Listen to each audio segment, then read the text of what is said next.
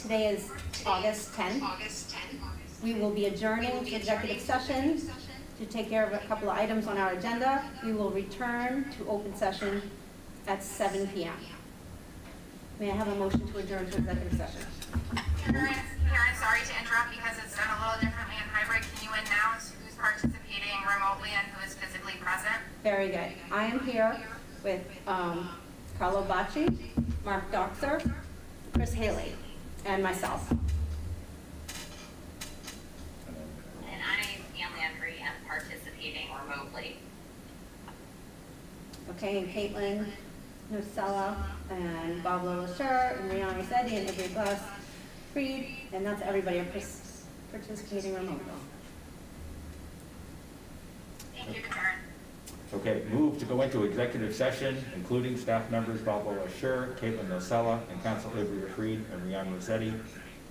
Number 1, pursuant to executive session purpose 2 and purpose 3, to vote to approve collective bargaining agreements, Public Works, ASME Council 93, Local 1703, DPW Engineers, ASME Council 93, Local 1702, Sublocal 038, and that the Select Board Chair declare that an open meeting may have a detrimental effect on the bargaining position of the Board. Number 2, pursuant to executive session purpose 1, to discuss open meeting law complaints filed against the Select Board by Walter Tubble on July 21st and 23rd, 2021. And 3, pursuant to executive session purpose 7, to approve past executive session minutes from March 2, March 23, March 30, and April 20, 2021, in accordance with section 22 of the open meeting law, and to reconvene in open session at approximately 7 p.m. Could I have a second? Second.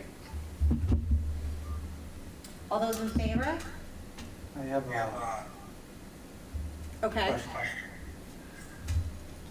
go ahead. Thanks. So, in terms of going into executive session, I just need a point of clarification on the select board conduct, rule 1 and 2. So I'm a little bit confused as to the way that pertains to going into session now requiring a number of majority votes to go in. I understand that it's different from the charter and other things that people brought up, but I'm just wondering why it's defined differently than what it seems as it's supposed to be. So I don't know if you want me to read what Rule 1 and Rule 2 is, but I have a question on the voting for going into this. So we have a motion on the table to move to executive session. The question you're asking doesn't have to do with a motion to go into executive session. It's a point of information. I would still say that we are not here to discuss select board conduct. We are here to vote on the motion to move into executive session. But this is pursuant to voting, to go into session, any kind of voting is what it pertains to. Yeah, I'm going to say that we are focused on a motion to move to executive session, and this question is not relevant. So I think I'd like to ask whether the select board would like to vote on that. I'd still like to have discussion on whether or not we should be going into executive session. Okay, Chair. On the motion. Chris, if you'd like to make a statement about your concerns about going to executive session, that's fine.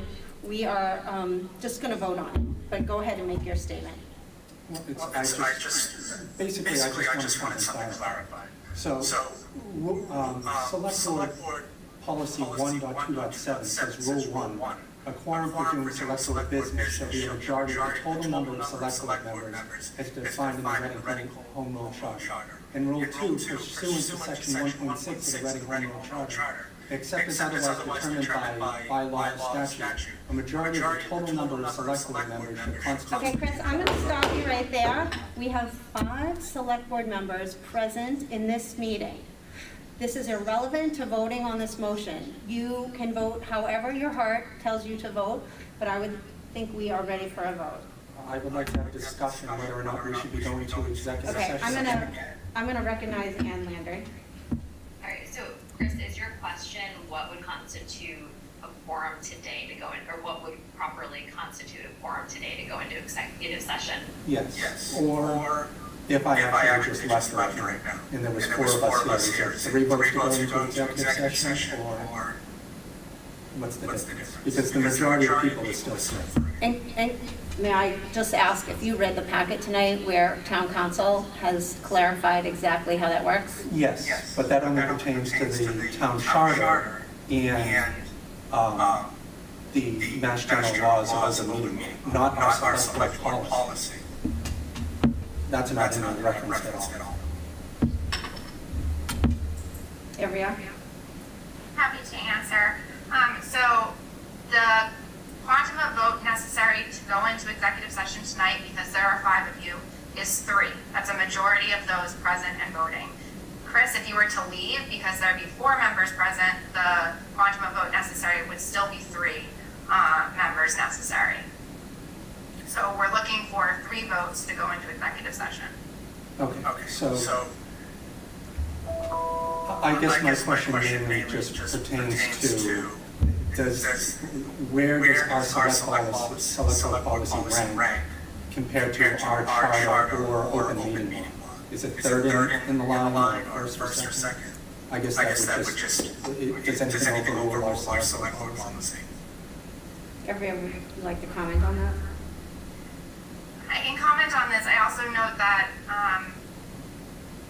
so to answer your question, Chris, the open meeting law and the charter would take precedent over your select board policy in this case. But here, when all 5 members are present, three votes in favor are necessary to move into executive session. If a member was to leave, you would still need 3 votes to go into executive session. Okay. If there are no further comments, could I do a roll call vote, please, since we are virtual and together? I'll start with you, Chris. I would like to just make one comment if I could. Chris, you had your chance to speak. We need to move on with the business of the select board now. But I feel that it's warranted for us to go into executive session again to discuss something about executive session. Okay, I'm gonna ask you to stop right now. We are going to vote on this motion. If you would like to vote against the motion, you have every right to do that. But we need to stay focused on the task at hand. I'm definitely focused on the task at hand. Chris, may I have your vote on the motion before us? An unequivocal no. Thank you. Mark? Yes. Carlo? Oops, sorry. Can't hear you, Carlo. I know, and I'm sorry. No. Anne? Yes. And Karen, yes. The vote would be 3-2 in the affirmative to move into executive session.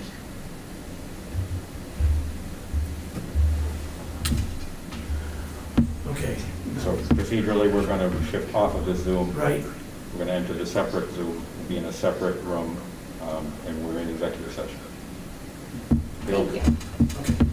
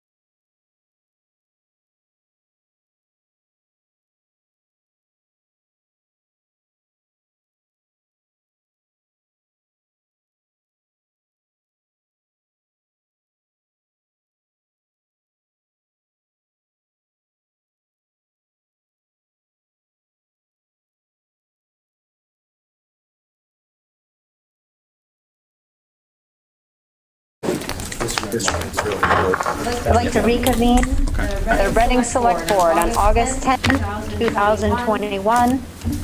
Here with me tonight, we have Barbara Lemker, our Doxer, Karen Herrick, fellow watching Chris Haley. Virtually joining us are Select Board Member Ann Landry and Caitlin Saunders. And members of the audience are in the room. Thank you very much for joining us. Sorry, our executive session ran a little late. This evening, we have a busy agenda. We'll start with liaison reports and the town manager's report, and there's also a copy in the packet. We will have a number of items on the consent agenda. And I see, well, we did have our town clerk join us online. Then we will move to our regular agenda at 8 p.m.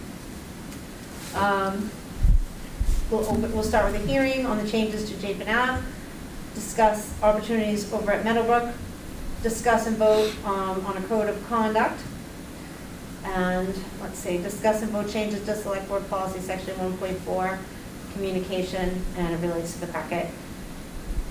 Continue briefly with the discussion of the town manager goals at 9:25 or thereabouts.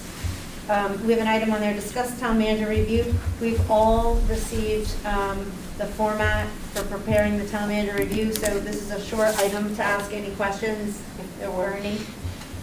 And then we will move to future meeting agenda topics. And this evening, before we get started, I also just wanted to add, it's not a specific agenda item, but our last session, there were 2 residents who were concerned that this board may have violated the charter. We asked town council, who had been with us at the time that the alleged violation potentially occurred, to reconfirm that our actions were proper in accordance with state law and open meeting law. So she has done that, and the full opinion was included in the select board packet tonight. I'm not going to read that for folks, but it's there for members of the public, and the select board members have all seen it. So just wanted to reassure everyone, the select board is very committed to following proper procedure. There was no charter violation.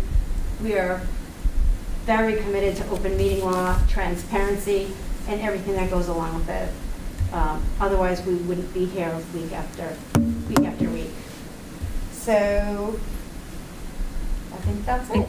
Karen, I would just add that it was in fact on the agenda insofar as it was included within the listed correspondence. Excellent point. Thank you, Anne. Excellent. Okay, so at the end of the packet, there's our correspondence, and there's a list of correspondence as well to be at the end of the agenda. Thank you, Anne. Okay, so first item up is our liaison reports. Who would like to start? Mark. I'll be a volunteer. I'm in the front row. Good evening, folks. 3 reports to share with you this evening. First, I attended a meeting of the Council on Aging last night, in fact. Very anxious to participate in moving toward better meeting the needs of the senior community in town in terms of space, handicap access, better meeting needs.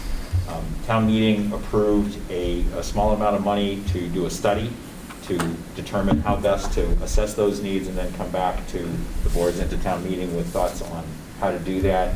And the Council on Aging looks forward to that. Would very much like to have literally a seat at the table. So that's very important to them. Number 2, the trust commissioners, I had reported previously that we were negotiating a new Reading response transport plan, which allows income-eligible seniors to get transportation to medical appointments. A contract has now been signed and the program is being implemented through the Elder Services Department. And last but not least, both Ann and I have had some discussions with public safety. I want to talk about there's going to be a RAD course being offered again, the Rape Aggression Defense course that many residents have already taken. Dates are October 26th and 28th, November 2 and 4. It's at the evenings from 6 to 9 p.m. at Coolidge Middle School.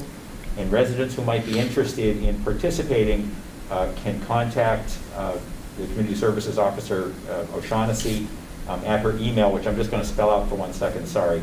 It's Kristen with a K, O'Shaughnessy, but the email is KOSHAUGHNESSY@ci.reading.ma.us. And that's the end of my Thank my you. report. Thank you very much. Who would like to go next? Chris? Thanks, Karen. Good news for everybody. The Park Committee had their first meeting, which I'm the liaison for that, as well as the board member on it. And the board nominated Bernie Horn to be the chair and Liz Whitelam as the vice chair for that. Our next meeting for that will be on August 17th, 7 o'clock. As well as the school committee also had the report from Tom Milachevsky of his ideas and goals for the next school year that's up and coming.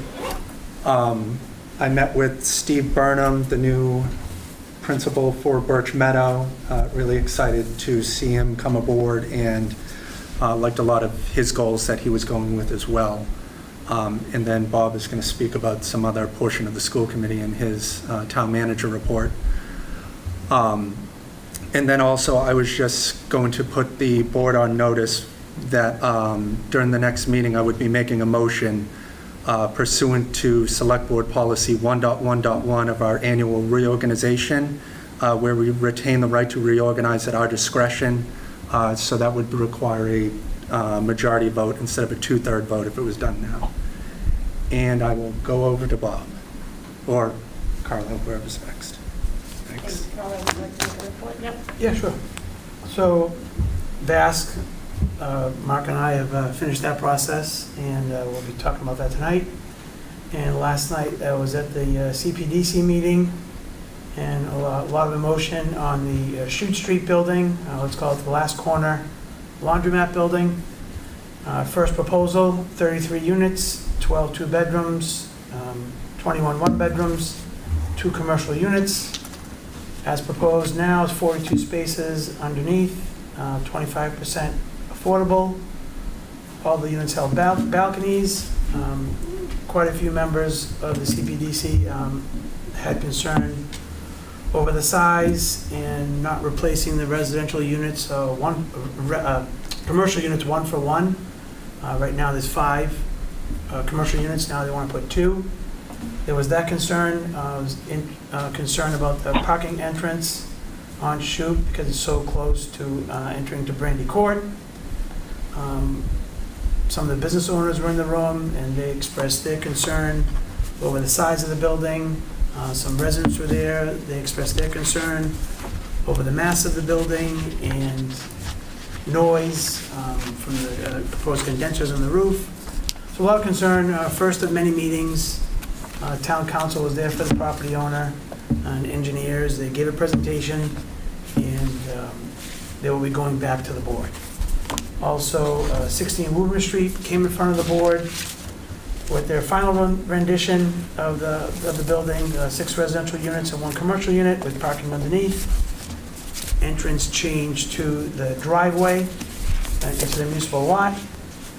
And a couple concerns came up at that meeting where the fire chief had some concerns on wanted more, what's the right word? I don't know the right word. Wanted more elaboration on how to access the building from the property owner with the ladder trucks. And there's still concern from the CPDC members on the turning radius to get into the garage. So they also will be coming back in front of the board. And then there was also a discussion about a small subdivision at 103 Sanborn Lane. 3 lots is proposed. CPDC didn't seem to have any issues, but the applicant asked for the street to be a little bit narrower and the cul-de-sac to be a little bit smaller. And they also going to come back in front of the board, but that one most likely will get approved because it's an allowed use. And I just wanted, then that was it for me, but I just wanted to kind of mention that Bob sent an email to the board knowing that I was going to, most likely I was going to attend, since been the main liaison to that board. And then Chris responded to Bob that he wanted to attend, and no one else responded. And then Karen joined the meeting and asked one of us to leave, and I said, no, I'm the liaison, and I just, left it at that. And then Chris left the meeting. Chris wanted to attend as a business owner regarding the Chute Street property, because it's gonna cause a lot of parking issues, potential parking issues. So I just wanted to mention that. I don't know, I don't think the liaison should be asked to leave a meeting, so I just wanted to bring that to the board. So point of information, we have 2 CPDC liaisons, and when I texted you, that's what I communicated. So just point of information, we have 2 CPDC liaisons. I am one, you are one, it's on our select board webpage. You said ZBA to me in your message. Did I? Yes. I'll check my text later. Okay. I apologize if I did. Okay. So I didn't know what you meant. Yeah, that would make sense. Okay. It's possible. That's it. All right, thank you. Ian? Yes, just to piggyback off of Mark's public safety liaison update. Mark, you didn't mention the Citizens Police Academy, correct? Correct. Correct. So I think you said we would divide and conquer the update. So that leaves me to report that the Citizens Police Academy will take place September 13th to November 8th, every Monday night from 7 to 9 p.m. at the library.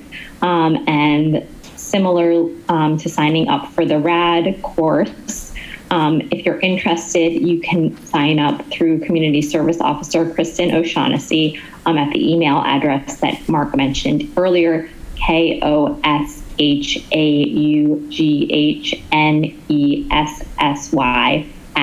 @ci.reading.ma.us. Thank you. Thank you, Anne. Okay, since our last meeting, I attended the Mass Municipal Association, a training put on by the Select Board Association on the future of public meetings. It was an hour-long session. It was incredibly well done. To summarize, it was a subject for the towns of Franklin and Stowe. Franklin is a town of about 30,000 people, and how they conducted. The topic was the future of public meetings, and these towns shared how they conducted hybrid meetings all during COVID safely. And I asked the town manager to share the follow-up video with all the select board members, and I know we've all been quite busy. Really, the first 35 minutes give you the gist of it. And then, in summary, these towns rely on technology and careful capacity control and spacing during the height of COVID and frankly all of 2020. And some of the technology that they mentioned, we've actually acquired here. My next topic, attending the CPDC meeting last night, they were using the OWL technology, which are we using OWL tonight? No. Okay, so the OWL technology is a little different because I was participating remotely, and you can see a little owl in the corner of your screen, and there's a sensitive microphone, so the person who's talking, it pivots. And so it focuses on that. So it's a little bit of automation in there, and it's complementary to things that we already have, and everyone's voices were clear as a bell. I don't know if you, okay. I cut in and out a few times as a remote person. I could hear everyone. I was saying to Carlo, I didn't necessarily see with full clarity all of the presentations, but in general, it was good. And I know they're gonna be able to put that to good use and get more sophisticated with it. As far as the Conservation Commission, I did get a call from the new chair, and we discussed the interesting plots of land that are available that Meadowbrook has put us on notice. We're going to talk about that a little bit more tonight. And also the fact that they have been working with a developer who is not very respectful of our town volunteers, and I don't know how his behavior has been with staff, but, well, I have been in a previous Conservation Commission meeting where he went back and forth repeatedly for an hour, harassing, pleading. The bottom line was this gentleman had a plan approved, agreed to do certain things, ran into some issues managing his own project, was given some accommodations, some reasonable accommodations, came back and still couldn't get it together, and put a lot of pressure on our board. So, as I said, I sat through that meeting and I mentioned it to Bob, and then I got a call because he was coming back before the board, and there might have been a letter with not a great tone. So my understanding from the chair of the commission is that she reached out to assistant town manager for some assistance with this, and I haven't heard anything back that things escalated. But we need to be clear, we're all volunteers. If people want to do business in Reading, they need to be polite, and we all need to be respectful of each other. So hopefully that won't happen again. I had the opportunity to have coffee with the new superintendent. I'm a big fan. I love his energy. I love that he's had experience in different communities, different than ours, larger communities, city communities. His wife has been an educator. I also love his commitment to collaborating with the select board and FinCom and all of the other relevant boards as we go forward. So, congratulations to Reading. I really am excited for all the parents with kids still in the public schools, and wishing the best for Tom and looking forward to working with him. And, okay, I think that is it. Let's see. So would that be, yep, Bob? Sure, thanks. I have a couple topics. I'll start with something that Karen asked me to read. It was in your packet. The chair has asked me to clarify the town's role in a recent public records request through the schools. Please note that under Mass General Law, the Select Board has previously voted to appoint, quote, records access officers, unquote, for the town, schools, and light department. Two of these RAOs are former Superintendent John Doherty and Town Clerk Laura Gem, the latter who serves as the Chief Records Access Officer under Mass General Law. Both John and Laura worked together on fulfilling the request. A final properly redacted copy was created by the Town Clerk. Unfortunately, subsequent communication to the original inquiry contained an unredacted version among dozens of emails. As soon as this mistake was found, both John and Laura first reached out to the families, I was never sure of an exact count, involved, and apologized, and then each separately advised me of what had happened. Each reported to me that the families were understanding and accepted the apologies. I was told that the area concerned by the family was not that a mistake happened, but what happened next with unredacted records. John and Laura immediately revised the process used in an effort to ensure this would not happen again. The biggest change would be that the schools will be responsible for final oversight of any redacted school records before they're released. John advised me that the issue was being discussed in executive session by the school committee. I immediately advised town council of the issue to make sure it was being handled properly. School committee chair Tom Weiss emailed me about 7 o'clock on July 15th with an immediate need to speak, and the email copied their counsel. We spoke that night, and he told me that the committee was going to send a letter to the families impacted and said he was told to contact me because, quote, the town clerk rolls up to you, unquote, and that their counsel suggested I should be told. I asked to see the letter, and he said that I could not because counsel was still working on it under executive session, but it would go out to the families within 24 hours. He noted that the town clerk would be mentioned in a factual timeline of events. That was the last I knew about the issue until at a subsequent school committee meeting, a letter was read out loud in a public session. I was unaware that was planned in advance and still had never seen any letter.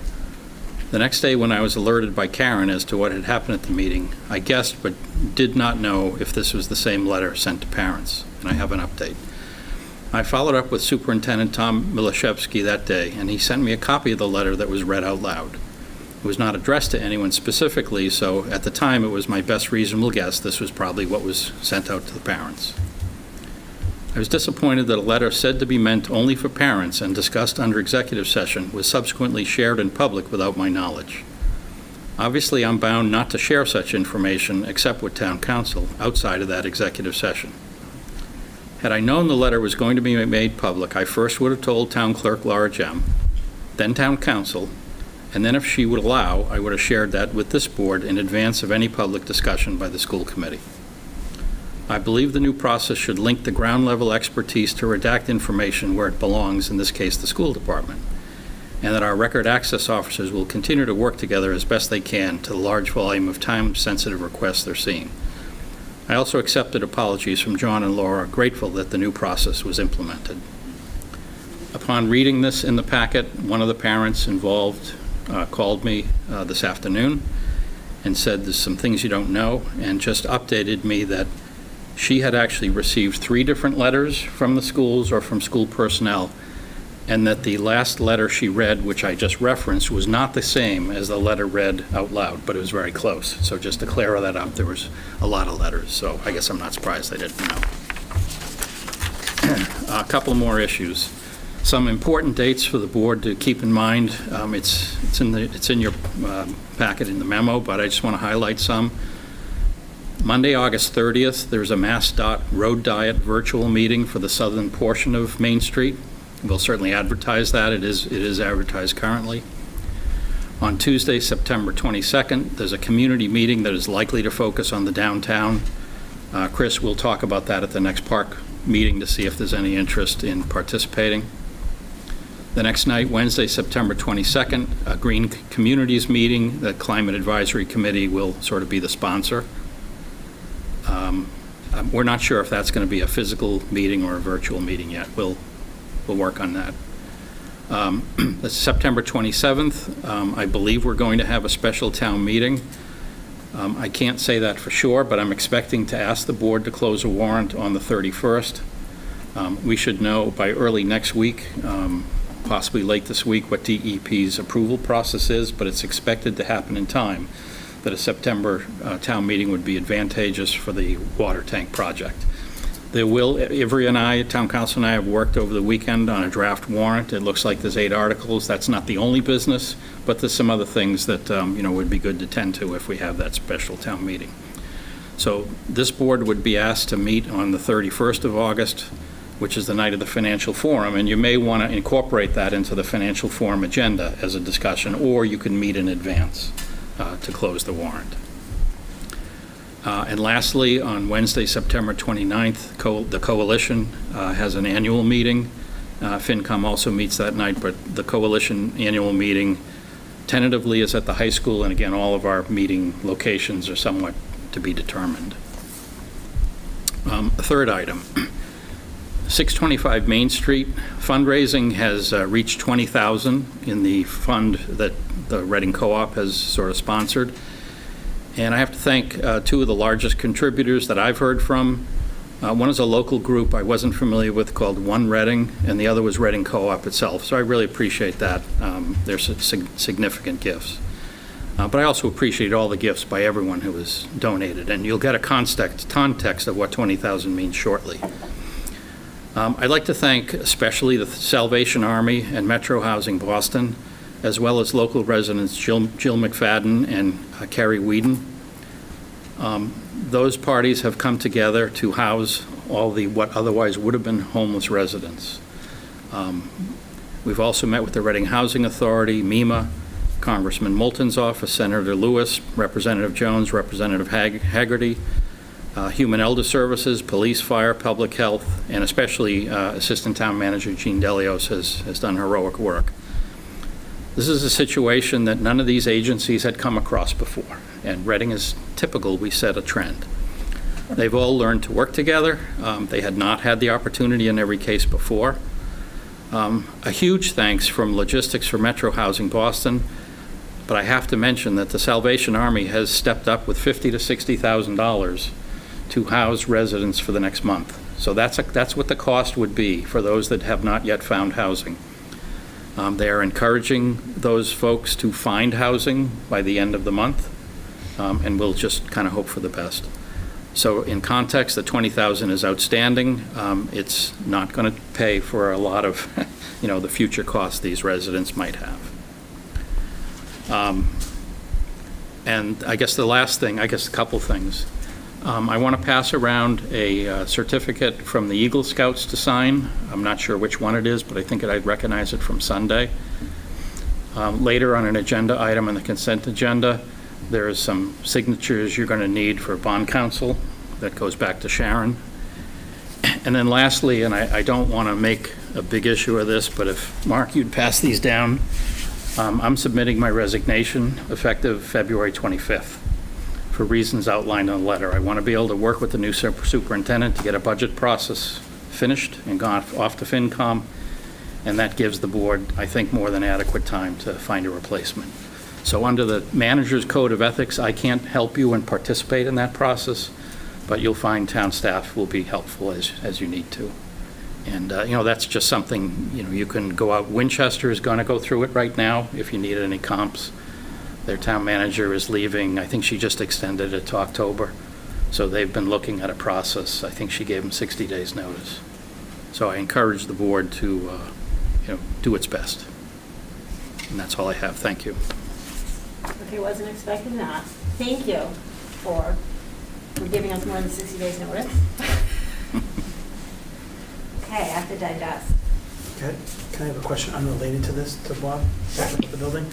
Bob, do you have a update on the displacement of Main Street? How much, is it still 3 months, or is it more than 3 months? I don't have an update. The latest revised estimate given to tenants was 90 to 120 days, not 90. Wow, okay. The trades are very slow, materials are very slow. Some of it's outsourced internationally that they need.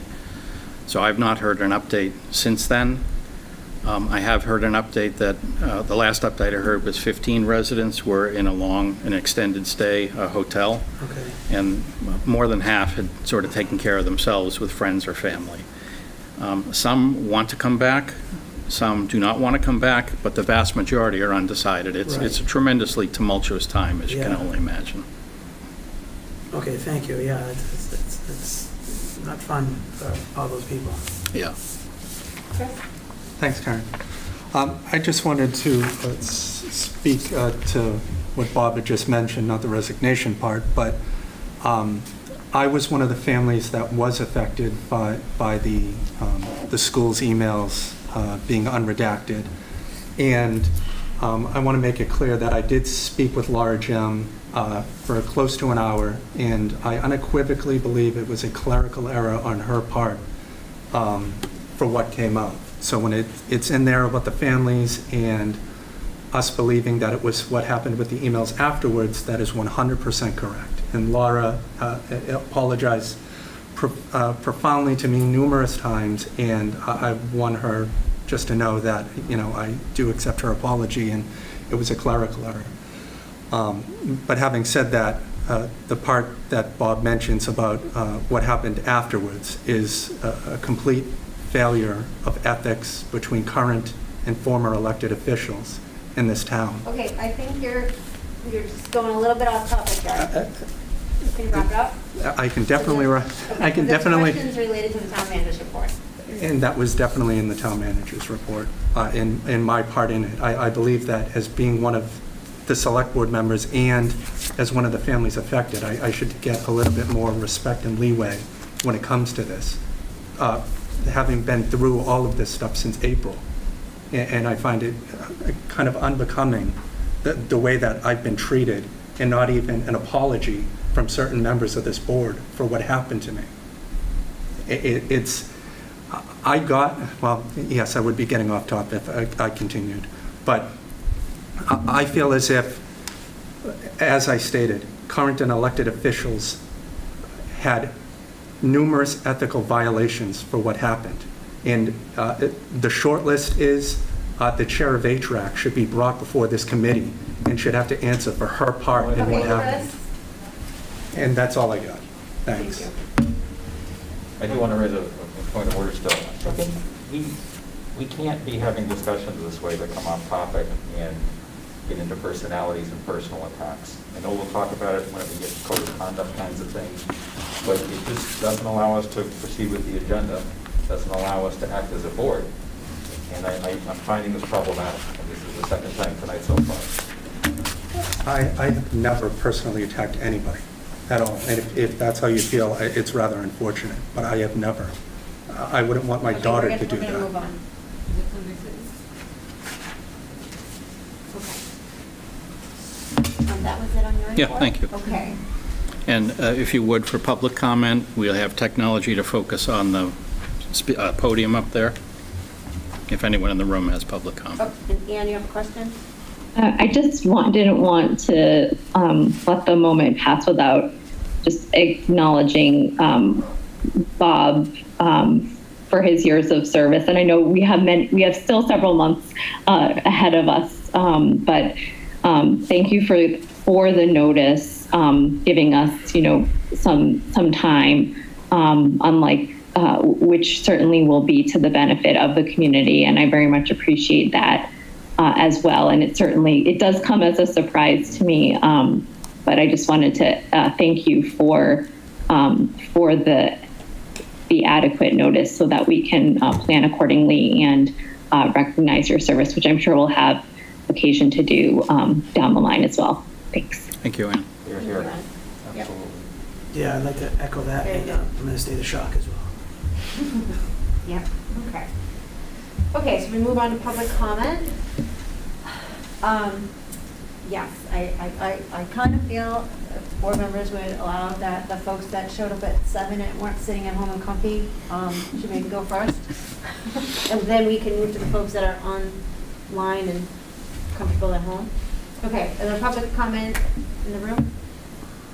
Ms. Benda, or would you please let us know your name and your address? Thank you.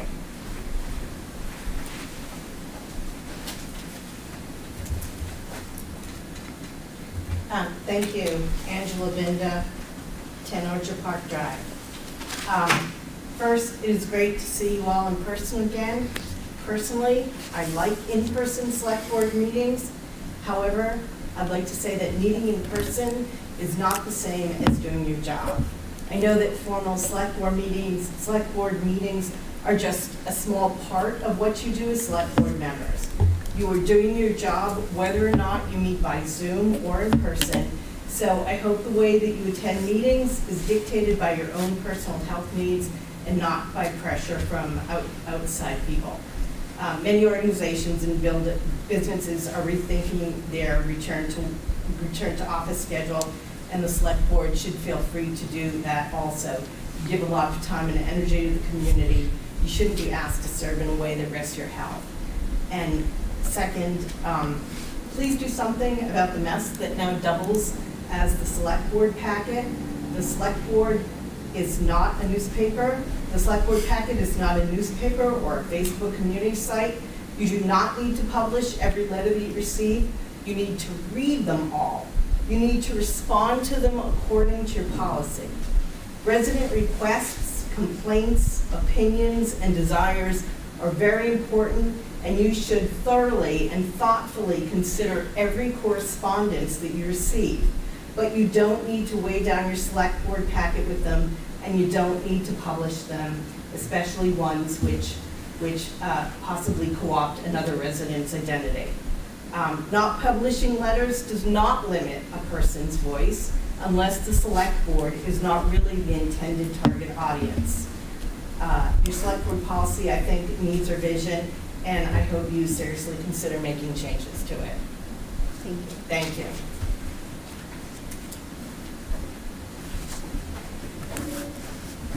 Okay. Caitlin, do we have any members of the public who might want to speak? Yes, we have Dan Ensminger.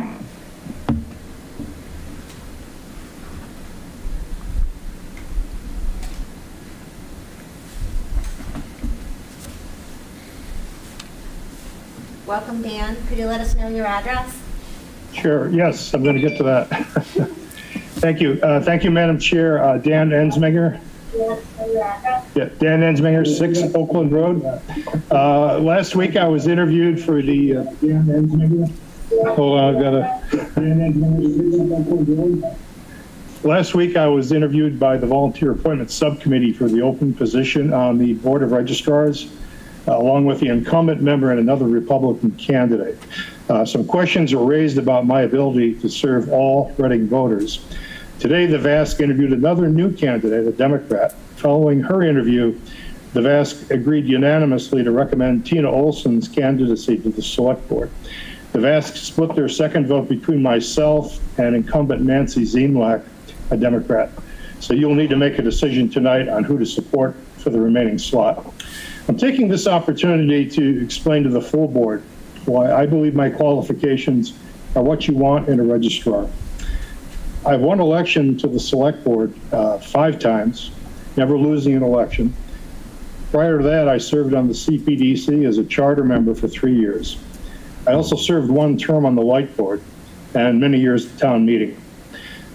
I used voter lists to organize all my campaigns, and my campaign supporters cut across all parties. I prided myself on working in a collegial fashion with all board members, regardless of their personal politics. For example, while on the Select Board, I worked closely with Barry Berman, Andy Friedman, and others for the mutual betterment of Reading. If you're unsure of my ability to work on behalf of all Reading voters, ask around. Last year, during the recall process, over 2,200 signatures were collected over a 3-week period. Over 900 of those signatures were challenged by the recallee's attorney, an experienced election attorney who worked in the 2000 Gore Bush. Mr. Engineer, you're exceeding 2 minutes. Would you be almost finished? Right. My work last year was a one-time thing as a representative of the people. It had no bearing on how I would work as a registrar. I did present 2 ideas for the registrars to pursue. I think I was the only one to do that. 2 of them were conducting voter registration at the high school and reviewing the process by which the mail-in voter applications were sent out. As you vote tonight, please take into account my many years of service to Reading and my demonstrated ability to work with all voters. Thanks much. Thank you.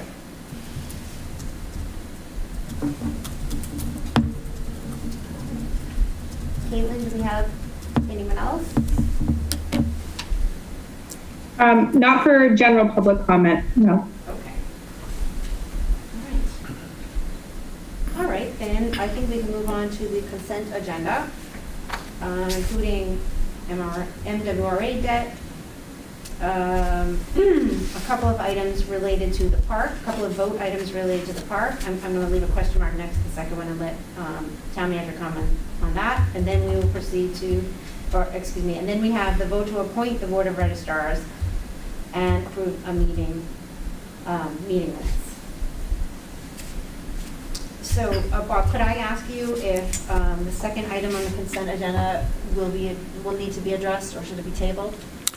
I can go over all the first 4 if you want, briefly. Okay. The MWRI debt is, the board is occasionally asked to approve debt when it's actually ready to be issued. Typically, we issue debt, and the treasurer asks you. In this case, we're borrowing from the MWRA, so they're asking you. This debt has been previously approved by town meeting, and again, I have lots of forms for the board to sign. The intermunicipal agreement for Reading and Wakefield to share animal control services is a new endeavor. Wakefield has what they describe as a really good system, and they're kind enough to share it with us. They have a couple of vendors, if you will, contractors that perform the service for themselves in one other community, and they have capacity to add Reading, and Wakefield recommended us to them. This board and recent boards haven't typically been at the first level in the first iteration of a intermunicipal agreement, so it's a little awkward because there's 2 boards and 2 towns that have to approve it. And the chances of the second board agreeing to what the first board said identically are obviously somewhat low. So I would ask the board to give me a sense. You can certainly vote to approve it, but give a sense of the terms and conditions, because next it would go to the Wakefield Council, and they will make whatever comments they make, and if there's any changes to the document, I'll need to bring it back to you. So I'm not overly concerned if you approve it tonight, because the odds are it's coming back to you.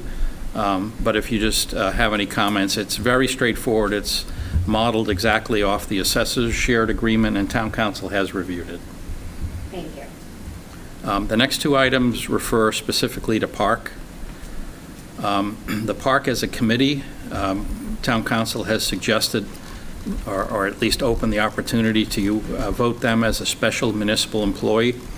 I'd only run into this once or twice in the past. A former school committee member who was a track coach had to be declared as a special municipal employee in order to serve as both an employee and an elected official with the same side of government. The other time I've seen it is when employees, which is rare, work for both the school and the town. They have jobs on each side. That requires this status. This is an advantage for the whole committee, for the reasons that I explained in the memo. And then secondarily, but related to it, one of your board members and a couple of other business owners downtown, it would be beneficial for them to be voted, or rather for you to accept their 19B1 disclosure forms. For Chris, it will not have the same power because he was elected. He still has many restrictions. For the other folks who have signed this disclosure, it will allow them to have full discussions as members of PARC. There might also be a development with one of the members, which town council will speak to in coming days, because the role of coming to the board in a formal sense for the bid steering committee and being on PARC might be a little too much. It's okay within 60 days, but it's not okay beyond that. But in any event, town council has recommended these two steps as somewhat perfunctory, but both allowing PARC to do its work. And that's all I have on those topics. Thank you. So, I know we have one set of meeting minutes. Did one of the VASC members want to talk to us about how that went? Both may want to Yep, speak. that's fine too. Yep, who'd like to go first? So the VASC ended up meeting twice to be able to accommodate all of the candidates. And it was very good to interview candidates, ask them about their background, involvement in the town, and very importantly, their ability to act on behalf of all residents of the town, whether of the same political party or not. This is a really interesting board for us in terms of appointments. Usually we're talking about just kind of identifying candidates, and parties are irrelevant. Here, they're completely relevant. So I did a little bit of homework to see what was going on in terms of Mass General laws, and I'll share this in the minutes, but the essence of it is this. The Board of Registrars has 4 members, the town clerk plus 3. The boards have to be made up of affiliated party members in terms of those 3. And the boards are often imbalanced because it's 2 major parties that are engaged, and there are 3 members that we're talking about. And so if the town clerk is unaffiliated, and that is the case here with Laura, you've got 3 members. The law makes sure that minority rights are safeguarded by setting a maximum of 2 people from either party, including the clerk, if the clerk is an affiliated member. So the requirement is that the members be one of the 2 major parties, Democrats and Republicans. Independent is specifically called out, and I quote, "shall not be used" as a designation here. The Reading voter enrollment in terms of registered Democrats versus registered Republicans is more than 2 to 1 Democrats versus Republicans. Many more voters than those totals actually aren't affiliated with a party. And that's certainly a statewide trend. But the Mass General law here we're talking about requires the members to be affiliated with a party. The specific wording that's in the law is when talking about expirations and vacancies, the selectmen. Excuse me. Sorry, Mark, I'm getting a message that you're hard to hear on RCTV. If you can move the RCTV mic. Thanks, Ann. Is this better for folks? Can you hear me in the room? I guess that's a question too. Yes? Mm-hmm. And I can hear you fine on Zoom. Okay, great. All right, so this is right in front of me now. So just to, maybe I'll just roll back to Zoom 1 second. This is unlike the other appointments that we do. This one specifically requires party affiliation. And there are 3 positions on the board in addition to the town clerk. The requirement is that the members be of one of the 2 major parties, Democrats and Republicans. I was highlighting that the Reading voter enrollment has more than 2-to-1 registered Democrats versus registered Republicans. And many voters aren't affiliated with a party. In Reading and statewide, certainly a trend. But the Mass General Law requires the members to be affiliated with a party. The regulation in here, which is Mass General Law Part 1, Title 8, Chapter 51, Section 15, talks about expirations and vacancies, and it says, the selectmen shall so appoint their successors on the board that as nearly as possible, the members of the board shall represent the two leading political parties. So tonight we're here to decide if Nancy Zimlak should be reappointed and to replace the seat vacated by Harry Simmons, a Democrat who recently moved out of town. Carlo and I did agree on one candidate, on Tina Olson. I think we both are bringing her forward here. We did not agree on the other. I found Nancy Zimlak, who has been on the board already, so she is an incumbent, to be a very strong candidate for continuing her service to the town. She shared with us very strong roots in the town, a lot of involvement in a variety of committees and groups that include the Council on Aging, and her service as a registrar was exceptional during a very difficult time over the last year. My strongest requirement for supporting a candidate is their kind of proven ability to work together and impartially to represent all the residents of the town. I think Nancy demonstrated this with high honors. I strongly support her reappointment. Tina Olson, the other candidate, also a Democrat who's applied to be a registrar. She too has very strong community roots and volunteer experience, including establishing the Reading the Moms Network or Mothers Network. I'm not sure exactly what it was called. Her work as a lawyer, a volunteer, and what I would call a mediator, someone who can kind of work with different groups, bring them together. It speaks volumes to the values that I want in a candidate representing the town and her party, and I strongly support her candidacy. So just to reiterate, with registered Democrats at more than 2 times the number of registered Republicans in town, I believe it continues to be important to have the voters represented by 2 Democrats, which meets the MGL words of as nearly as possible phraseology, and I believe their intent as well. I feel very strongly that we have a lot of volunteers in town, some of whom serve on boards and others aren't on boards. And they still can have a big impact whether they're on or off. And I know that there are some candidates for this board and for others who have a lot of experience, and I think that's great, and I, as always, encourage their participation in different forms of government. So I strongly support Nancy Zimlak and Tina Olson as the 2 folks. So Nancy would be the incumbent who would be being reappointed, and Tina would be a new appointee. And again, both Democrats, which would maintain the balance of 2 Democrats, 1 Republican, and 1 unassigned. Thank you. Thank you, Mark. Carlo? Thanks, Mark. Well said. Mark and I had some good interviews.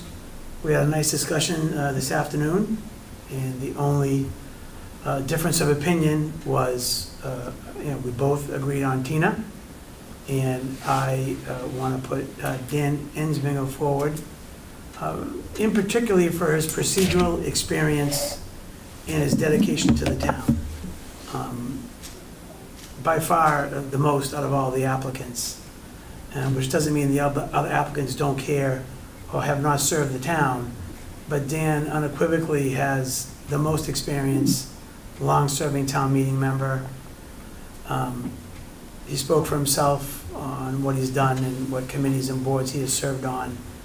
So while Mass General Law states what the intention is, it doesn't mean we have to vote that way. The minimum is 1 Republican, 1 Democrat, which we currently have.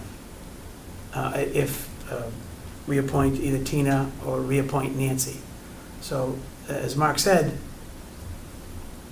the demographics show that it's 2 to 1, but the majority of the town is independent, and we can't use that registration as to appoint someone, because maybe more people would have came forward if that was the case.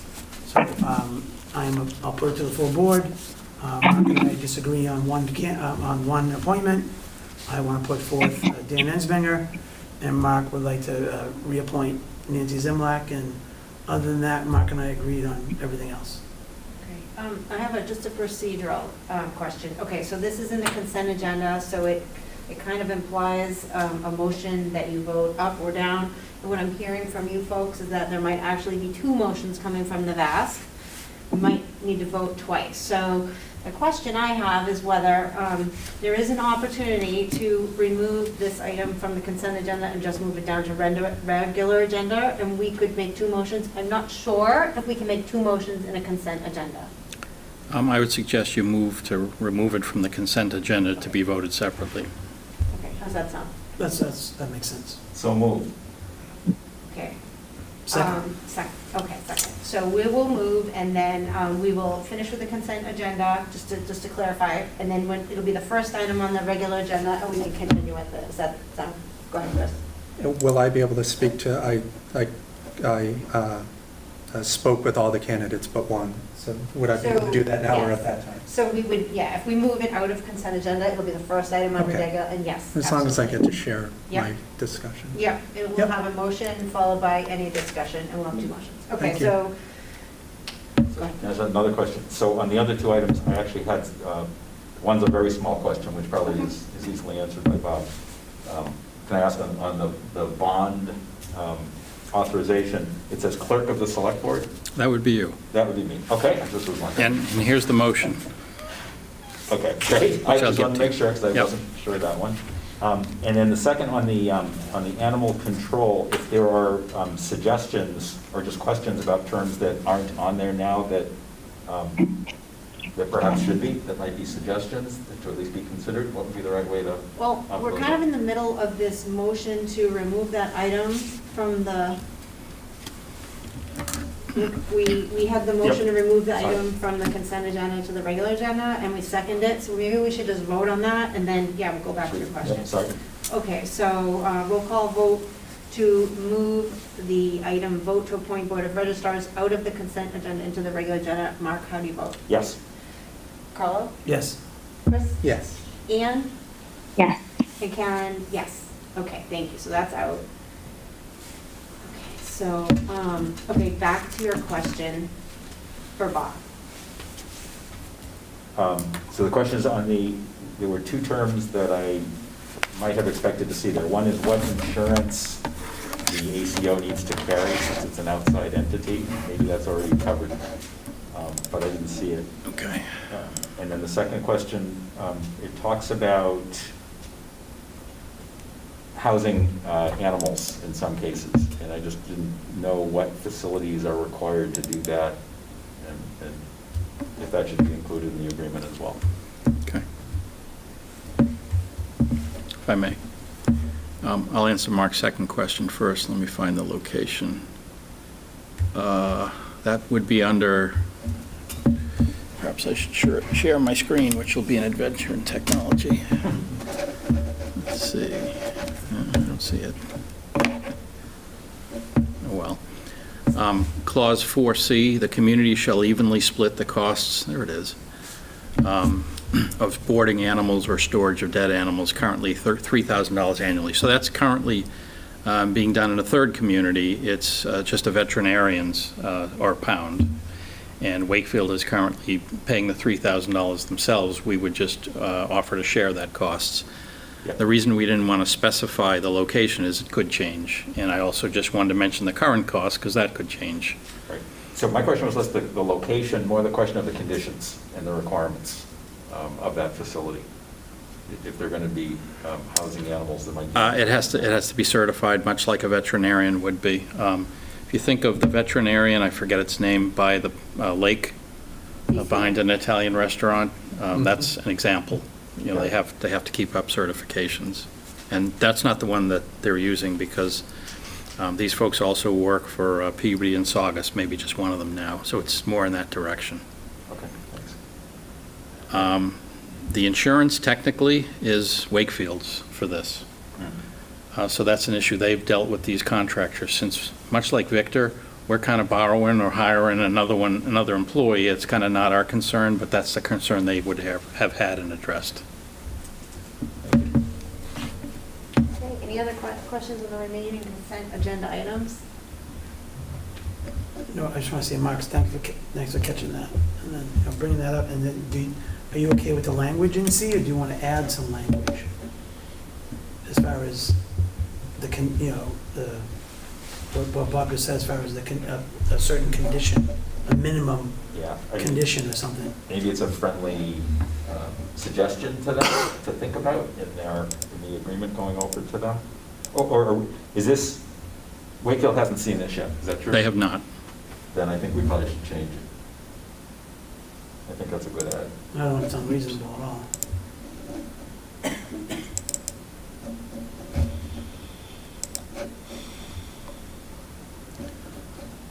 So do you want me to add at the end of C in a, I don't know, fully certified location? State certified? State certified.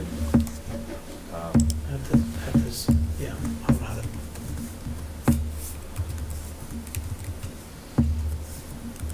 So Bob did say if they change a single word, it doesn't, has to come back to us to reapprove anyway. Right. If they have better terminology, that's great. But Yeah. I think it's making. I can work with town council, but I understand your intent certainly. So this, in a state certified location for now, will do. Or, yeah, facility, location, whatever. Thank you. Yep. Okay, there are no other questions. Can I have a motion to approve the consent agenda as outlined and modified this evening? So moved. Could I have a second? Second. Thank you. So we'll do a roll call vote on the consent agenda. Mark? Yes. Carlo? Yes. Chris? Yeah. Anne? Yes. Karen, yes. Thank you. Okay, and Well, can I then, just switch back from the Sure. document? okay, moving then back to the regular agenda where we put the vote to appoint board of registrars for both members of the VAS. And Just for you. we can open it up for board member discussions. So what we would essentially have in front of us are two motions. Right. Yeah. No, that's okay. Yeah, I think Mark and I spoke, so Yep. if anyone else Okay, wants to so speak. Chris, you had a question or comment? Yep, thanks, Karen. So I did reach out to all four of the members, and then after I had reached out to Tina Olson, I then got word that their meeting got interrupted and whatnot, and then decided against speaking with her before the VASC had their opportunity to speak to her. I didn't want to pollute any, you know what I mean, or open it up to any kind of, violations or whatever could have happened.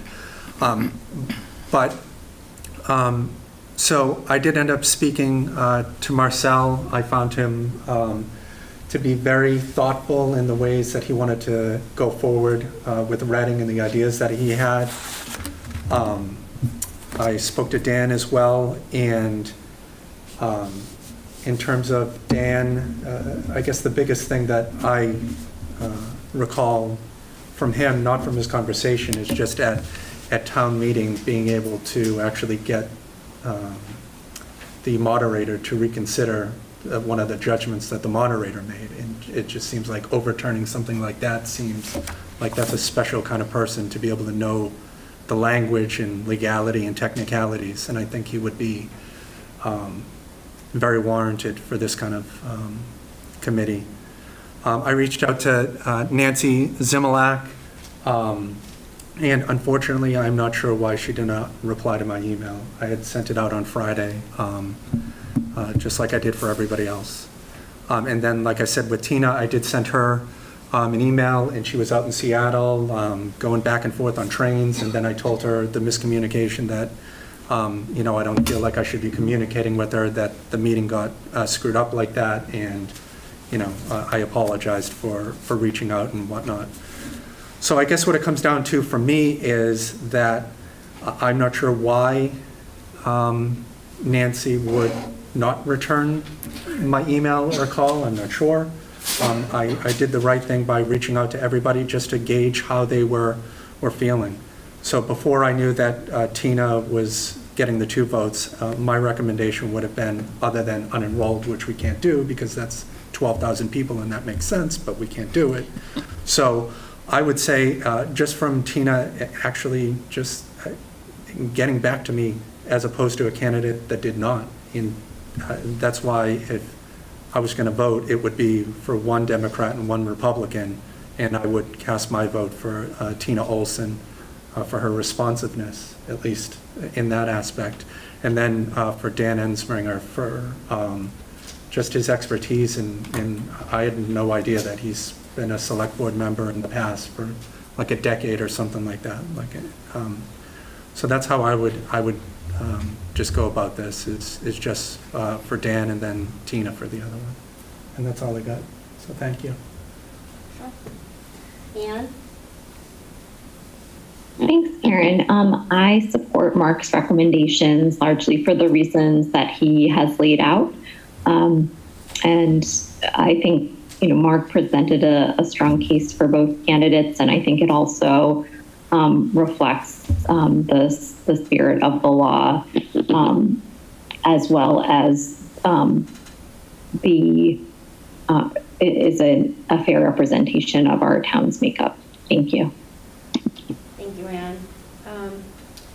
A point of clarification, I think Mr. Ensminger kind of indicated that there was a new candidate today or whenever it happened, but I'm not hearing that this was a new candidate because I saw the recommendations that both town committees put forward for candidates. So is that a misunderstanding of some sort? Yeah, I think that we weren't able to interview Tina because of communications issues at the original meeting, and therefore we moved it to earlier today. Okay. So that's the newness Yep. of it. Okay. Okay. So thank you for bringing up Mass General Law. I tend to not want to ignore the intent of Mass General Law or the letter of the law, and I think I accept your recommendation, and your agreement is great on a new member. And I also think that Nancy has done an admirable job during a difficult year, and also on town meeting as well. So I think at this point I would support Mark's motion. So, okay, no more? I think Dan's thing was more of that, I know that Tina's application was dated 8/2, maybe, so with it being August 2nd, maybe that's why he meant new member for that, but I can't confirm what's in Dan's I think head. that's a paperwork thing. Yeah. I think that's also going back and forth whether, because it says town committees shall recommend members, but then Exactly. our town clerk's the expert on where the applications need to be, so, okay, fair enough. And she's That makes watching you sense. right now. Yep, thank you for joining us, Laura. Did you want to weigh in? Just make a comment of what may be referred to as a new.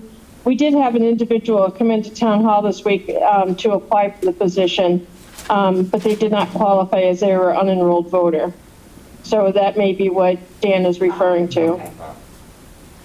Okay, all right, thank you. Okay, You want a motion? yes, let's have a motion. So I'm not sure, Caitlin, was this the motion on the list you sent me, or am I doing it on the fly? It was, you just have to fill in who you were gonna, I didn't know who you were gonna pick, so you just gotta fill in the blanks with the people. Okay, sorry, 1 second. Here we go.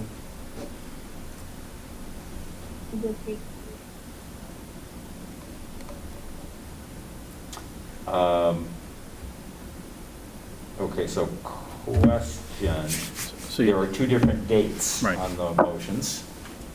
So. Yeah, so like Nancy's term expired, so that will be a full term, and then the other term is filling a term that ends in 2023, so. Okay, so move to appoint Nancy Zimlak to a position on the Board of Registrars with a term expiring June 30, 2024. Second. Okay, so, all right, I thought you were going to do both at once, so we'll do them one at a time. Okay, so any questions? Okay, roll call vote, appointing Nancy Zimlak to the term, and as Mark stated in the motion. Mark? Yes. Carlo? No. Chris? No. Anne? Yes. And Karen, yes. Move to appoint Tina Olson to a position on the Board of Registrars with a term expiring June 30th, 2023. Second. Thank you. Any discussion? Okay, she's just fixing it. Okay, roll call vote on the motion before us to appoint Tina Olson to the Board of Registrars. Mark? Yes. Carlo? Yes. Chris? Yes. Ann? Yes. And Karen, yes. Okay, 5-0. So do we need another motion? For minutes, or for, Are we done with that item, or, okay, we're finished. Thank you very much. Thank you, both of you, and that was, the VASC work's really hard. I served last year with Carlo, and 150 candidates easily, so thank you. Okay. Excuse me, Karen, Yep. for the record, we don't have to make a motion to approve and not approve, Dan? Is that Right. procedurally? Right. Okay.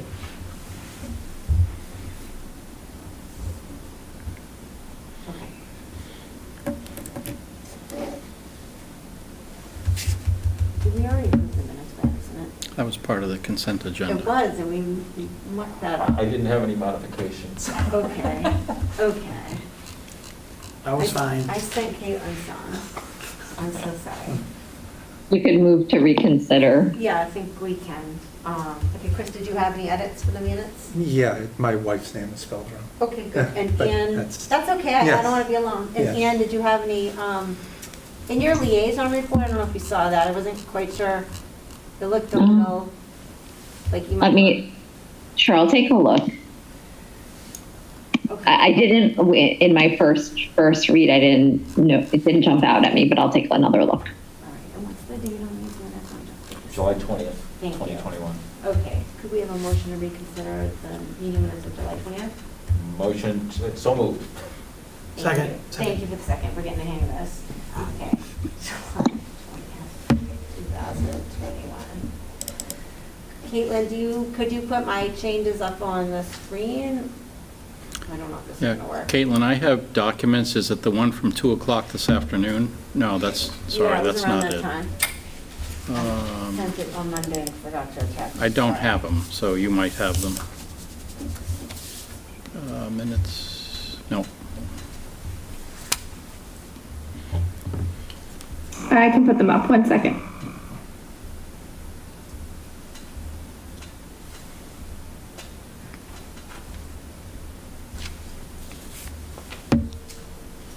And it was about your recognizing COVID volunteers, and I thought you had a particular way that you phrased it, but I couldn't remember what it was. I mean, maybe I would change from thing to event. Event for staff.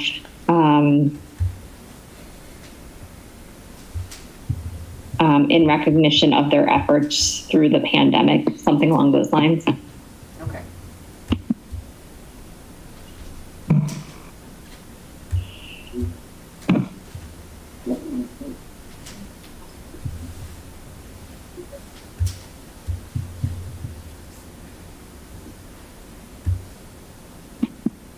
So are these the original ones with changes incorporated, Caitlin?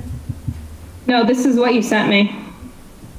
Okay, because the text was in red.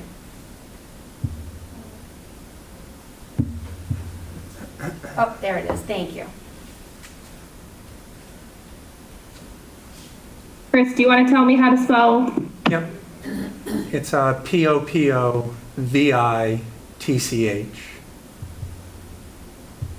Yes. Apologize for that. Yep.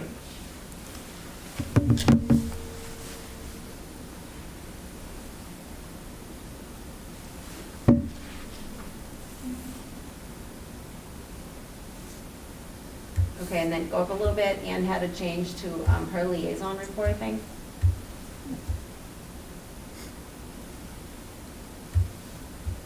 So we could say event for staff recognizing their efforts through the pandemic, something along those lines.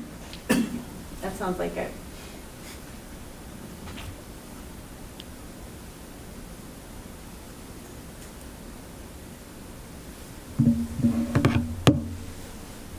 Is that good? Yep, thanks, Caitlin. This was just talking about, okay, so Caitlin, here's where I sent you, this was about the testimony, and I sent you, at the very last minute, the name of the committee, because I knew I was not gonna get it right, and you could pop it into XXXXX. Okay, I apologize. I saw that. I'll put that in. Telecommunications and Yep. a bunch of other things committee.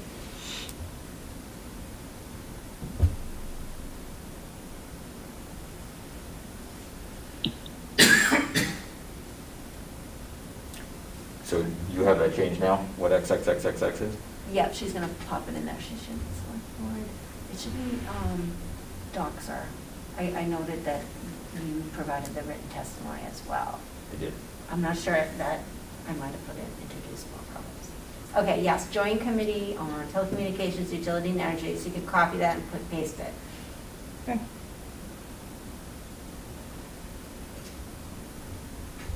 Okay, so instead of Doxer, it comes out select board doc user. Fix the dictionary.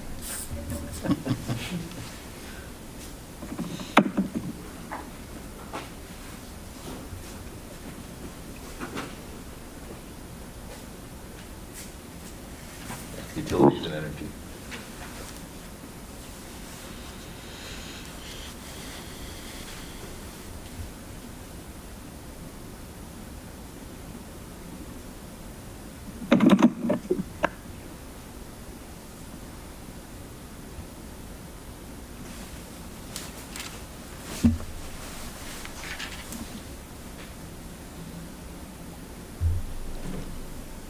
Okay, and then Caitlin, down the last red sentence, it says select board doc user, it should be Doxer. Thank you. Select board member Doxer. I guess I was rushing. Your question, call me anything you want, just don't call me late for supper. Yeah. I think that comes from the 40s or the 50s.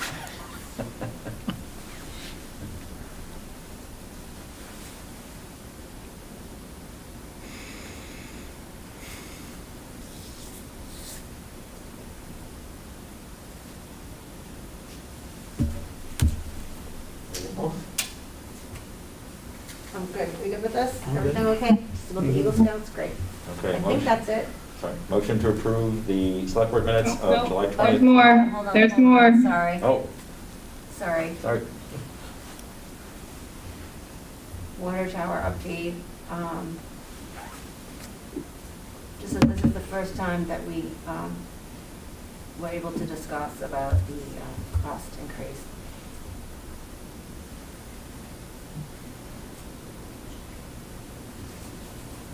Caitlin, can you make a couple of clicks bigger?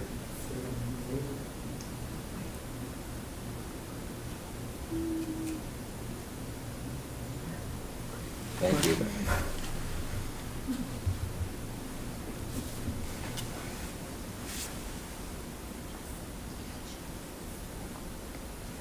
And I added in contract length. They said that, I think the sentence had just ended, this is the new normal. Sorry, where's that? Third line. Right above your name, last paragraph before the bulleted stuff. Okay. That Okay.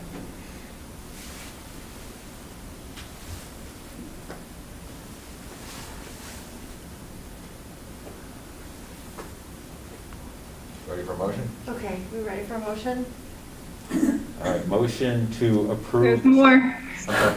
All right, is that it? Sorry, are we at the bottom? I think I'm gonna wait for Nope, somebody. not yet. Okay, sorry. Purpose of the hearing was to add the direct, okay. You guys good with that? Uh-huh. Okay, keep going. Okay, yep. Packet discussion, correspondence.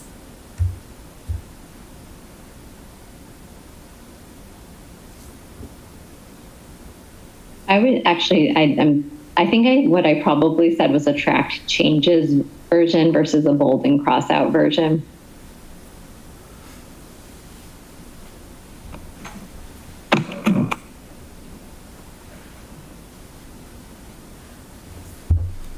And I think tracked changes. Thanks.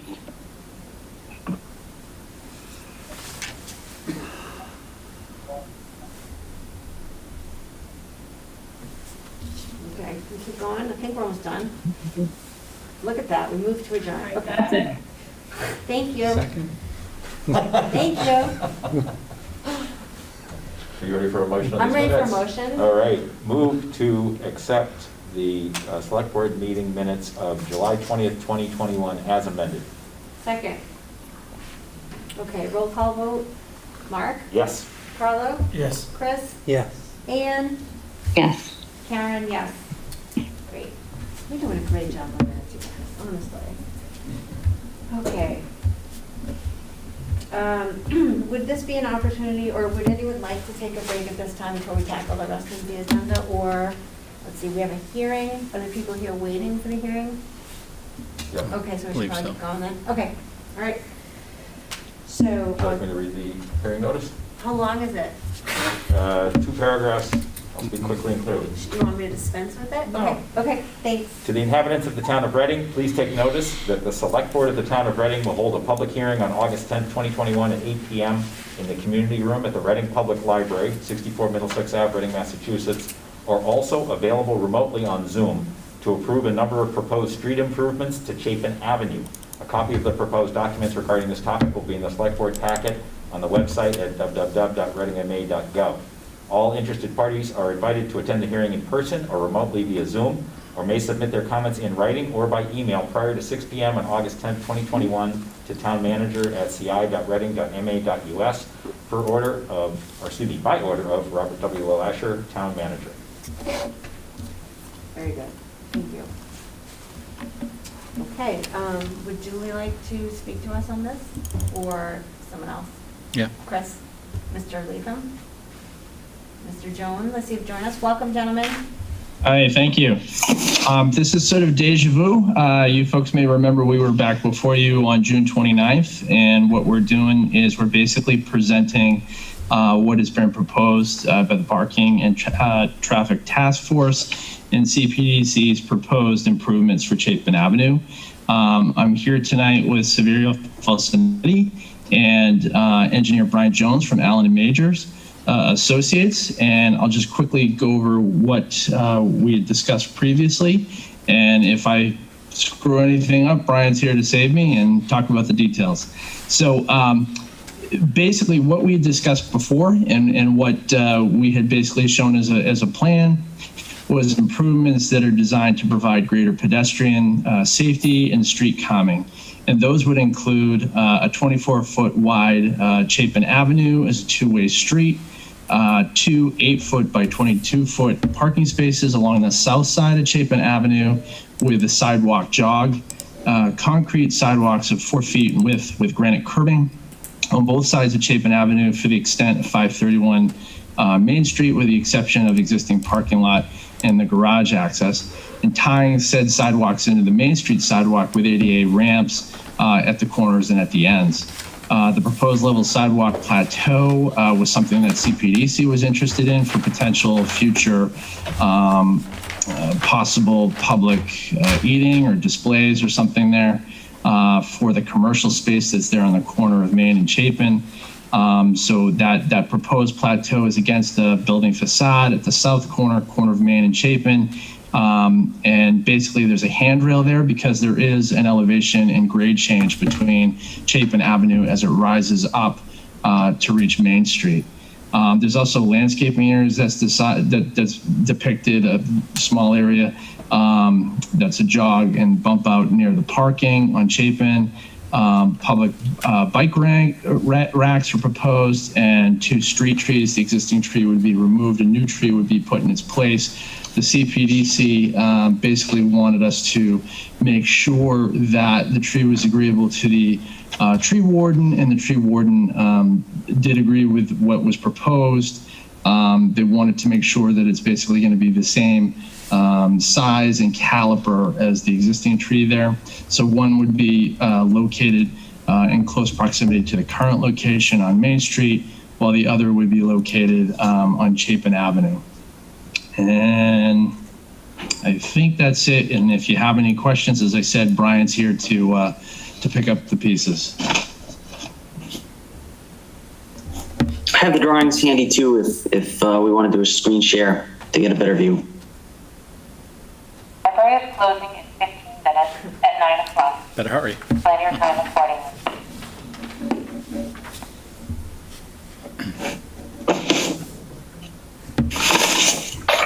And for Brian and Chris, I can also share a screen if it's easier. So, may I make a point of clarification? So the only reason, so they've been through the full vetting process with staff and CBDC multiple times, and I know it comes. So really, you're just asking us to weigh in at this point on these parking changes, right? Yeah, you should probably ask Julie, where once changes were made from the last meeting. I don't believe that's true now, but Julie can give you an update.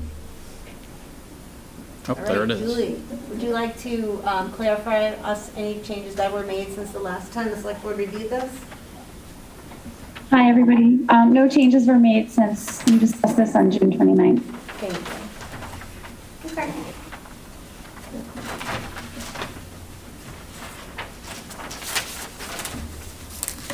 Questions from any board members? Not at this time, no.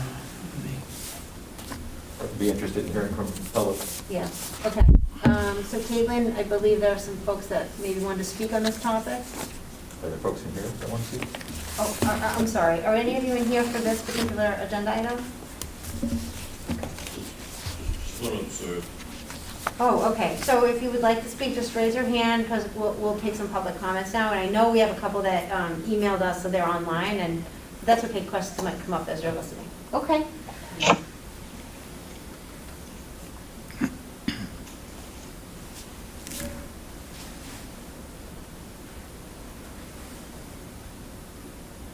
Does Caitlin have, so is there anyone in the public that Caitlin can help us with who's online who might want to speak on this topic?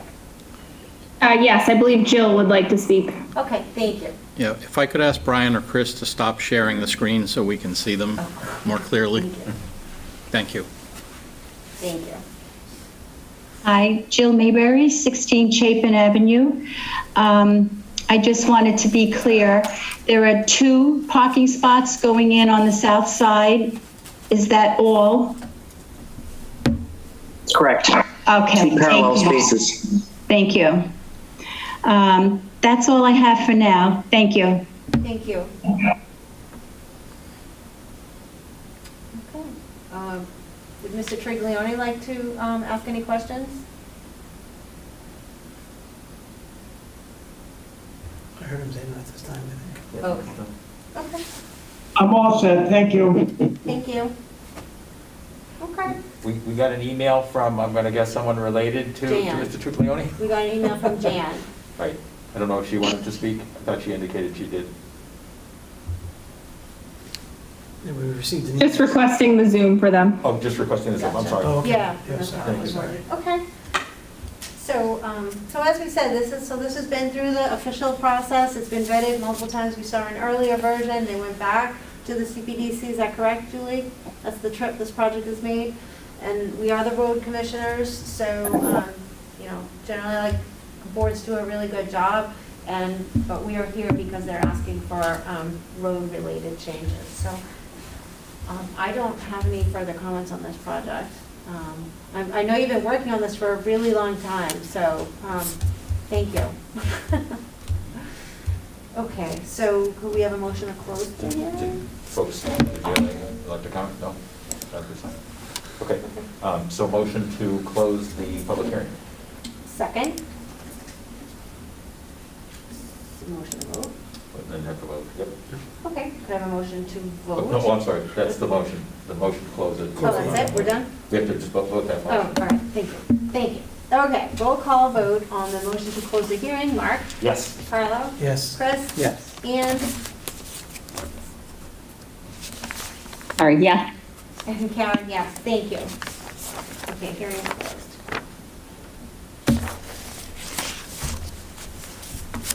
Okay, you have another motion? Working on it. Thank you.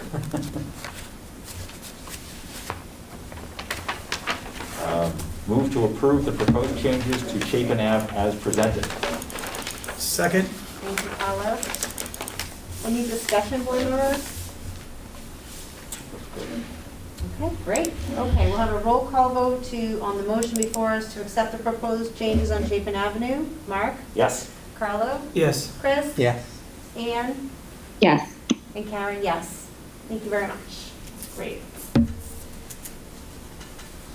Thank you. Good luck. Thank you all. Thanks, folks. Thank you for your time and help. Thank you. Thank you.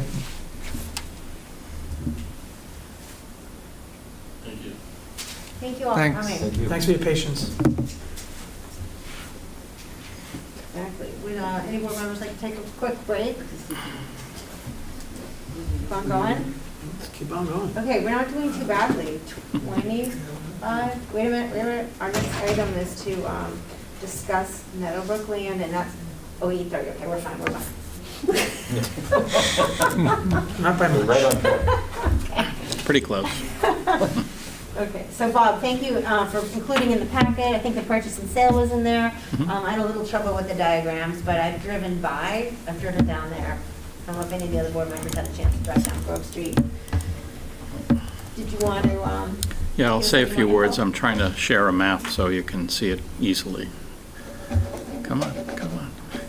Well, I'll start talking, then it'll do what I want.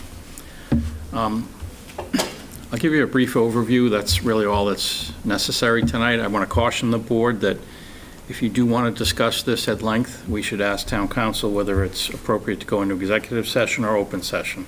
So this is meant to just be an overview and an introduction tonight. The town has received a right of first refusal, Chapter 61A land. The board last saw this up at the veterinarian in the northern section of town. There was a strip of land next to Main Street. There was a similar process. The town has what is called an all or none right of first refusal. So you need to step into the shoes of the buyer exactly as it was presented in your packet. I met informally with 3 members, 2 members of the club and an attorney last week just to get a sense of what was what. And they indicated that they did not wish to have a discussion, and they certainly not obliged to split the parcels up in any way. I had asked about, potentially if the town was interested in a small part of this, would it be discussed? And they said politely no. They have a buyer. They have a buyer that has a plan for all 5 lots. I'm not quite sure why it's not sharing, but as you drive down towards the compost center, there's a large rock wall on the right-hand side just before you get there when there's a lot of people that park for the dog walking. There it is. And it's these 5 lots right here. So again, the town has an opportunity, and your window expires sometime in October, so it's not urgent. But, I will consult with the chair as to a future agenda if you do want to bring this back and you want to take a vote on it. Again, I'll check with town council to see if it's appropriate for executive session or not. But the seller is unwilling to part with less than the 5 lots. It's all or none. The terms and conditions of the deal they have were in there. The town per se has no opinion other than we had talked to Meadowbrook years ago, I think before the first fire, if you will, and knew that they would someday have interest in developing some of their land. On the map, they have a driving range right in here. So there was a possibility that they might, nix the driving range and develop even more, or potentially develop back here. They decided they had no interest in that.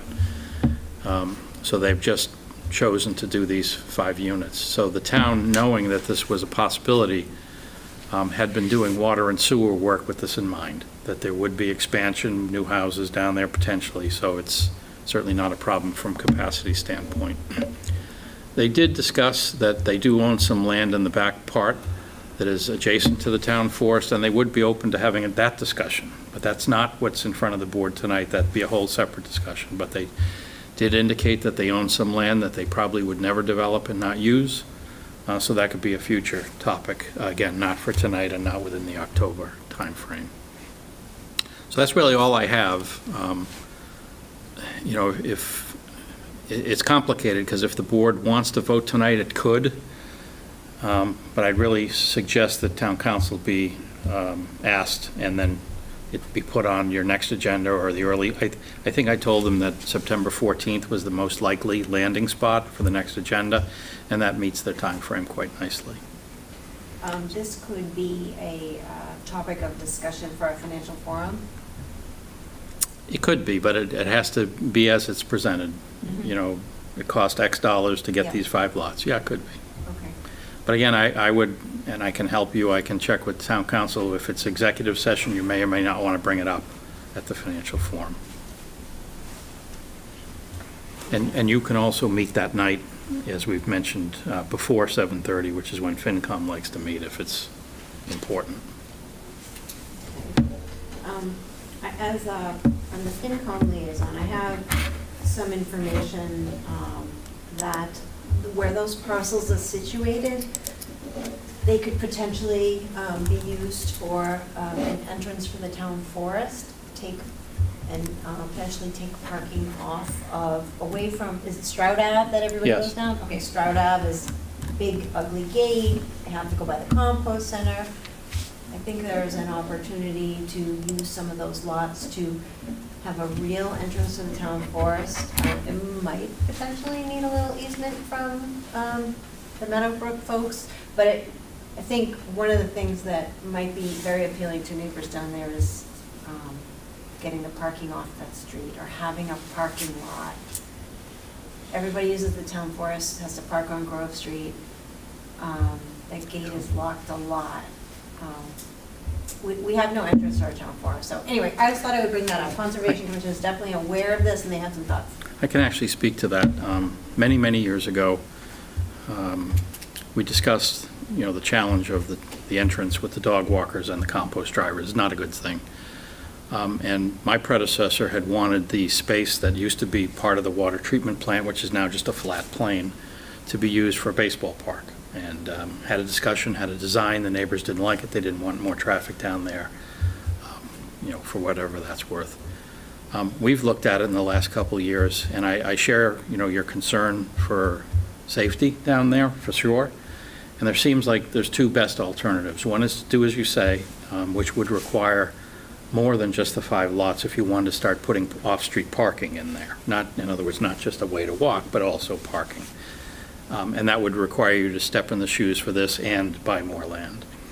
The other option is to have cars for dog walkers drive beyond the compost center into where is now the water treatment center. And there is already some parking there. So DPW is prepared to do that. We needed to ask and have asked Mass DEP, because we have a consent decree with them. We have to protect some well fields back there, but DPW is convinced that adding people down there is not a problem. But we just did need to hear back from DEP. So that'd be more of a short-term solution. And what to do with that space generally is a community opportunity. I like it as it is. It's nice and open. Dogs can, you know, run free as they used to be when I was little. Yeah, I think it's just that, from my experience, having to walk down there Yeah. and having it all blocked off and all of the crowding and. Yeah, and if you were able to get the parked cars off of the road, you'd thrill a lot of the neighbors down there for sure. And it's a question of what's the demand. I've seen 5 to 7 cars roughly on average, but there's only so much space. We could easily, allow a dozen cars in the. If you go past the compost center, we unlock that gate. Yeah, There's plenty of adequate parking down there. So that's another option. And that doesn't involve CONSCOM much, if at all. And it doesn't involve needing to build some kind of a boardwalk system over wetland. So those are the 2 best options. I haven't seen any detailed plans. I don't know how many lots, if they need all 5 or some of them. I was kind of assuming nobody needs all 5 of them. They're all half acres. So let me ask a quick question and stop me if we need to go and talk with town council. So if the town exercises our right of first refusal, we have to buy all of them. We could turn around and sell the ones that we don't need. I think so, but that's a town Okay. council question. Other board members, do you have questions? I have a question, thank you. Bob, once the DEP gets back to you, is there an estimate of cost and time frame to That's one of the projects that the DPW is looking at. I don't know if they're going to have that for August 31st as opposed to just it's on a list. But- When you do it in-house? Yeah. Okay. Yeah. You could design something very fancy down there, or you could just use it as is, more or less. So as a short-term solution, it would alleviate the foot traffic and get the cars off the road we talked to Conscom just to make sure, but I know from past water treatment plant discussions that the parking lot down there was not a concern, but we got to still ask them. So it would be a low-cost use unless you really wanted to spruce up the area in some other way. I don't think DPW staff's prepared to answer that question. It's just, how can we use it easily? Yeah, one step at a time. Yeah. Yep, Chris? Thanks, Karen. So am I allowed to say that I like the idea or I don't like this idea? I'm good saying that, the kind of scenario? Say anything you want. Yeah, I'm well aware of that, Bob, thank you. I guess my opinion on it is that, land in Reading is coming at a premium. So for us to just start not getting land just doesn't seem like the greatest idea. I guess it's $1.5 million for 5 lots. I think that's a little bit too much for a parking lot kind of per se, that you mentioned with the entrance and all that. But I don't know what we would do with it, if it's even developable to do anything beyond just the houses there, what kind of need we'd have. So I'm kind of torn between me saying, yes, let's buy it, as opposed to like, well, what are we going to do with it? You know what I mean? So I guess that's my feeling on it. It's hard for me to give away land in Reading when we just complain we don't have anything. So that's what I got. Mark? Thanks, Karen. So a couple, I think to correct, I think it's actually $2.25 million. Oh. Yeah. Not 1 million. Yeah, 2.25. Yeah. Oh, I thought it was $1.5 million. So thanks. it's a substantial sum. Yeah. Not to jump too far ahead into one of the later agenda items, but I think one of the things we want to talk about in the financial forum relates to land use and town priorities. And I'm always been intrigued by what we can do down there in the land that we own. Yeah. And just to understand it, and it sounds like DEP needs to do a few things, Yeah. but to think about what might be possible there. Obviously go through a public process at that point, but if we can assess how to use that land and decide, what are the best uses. I completely agree.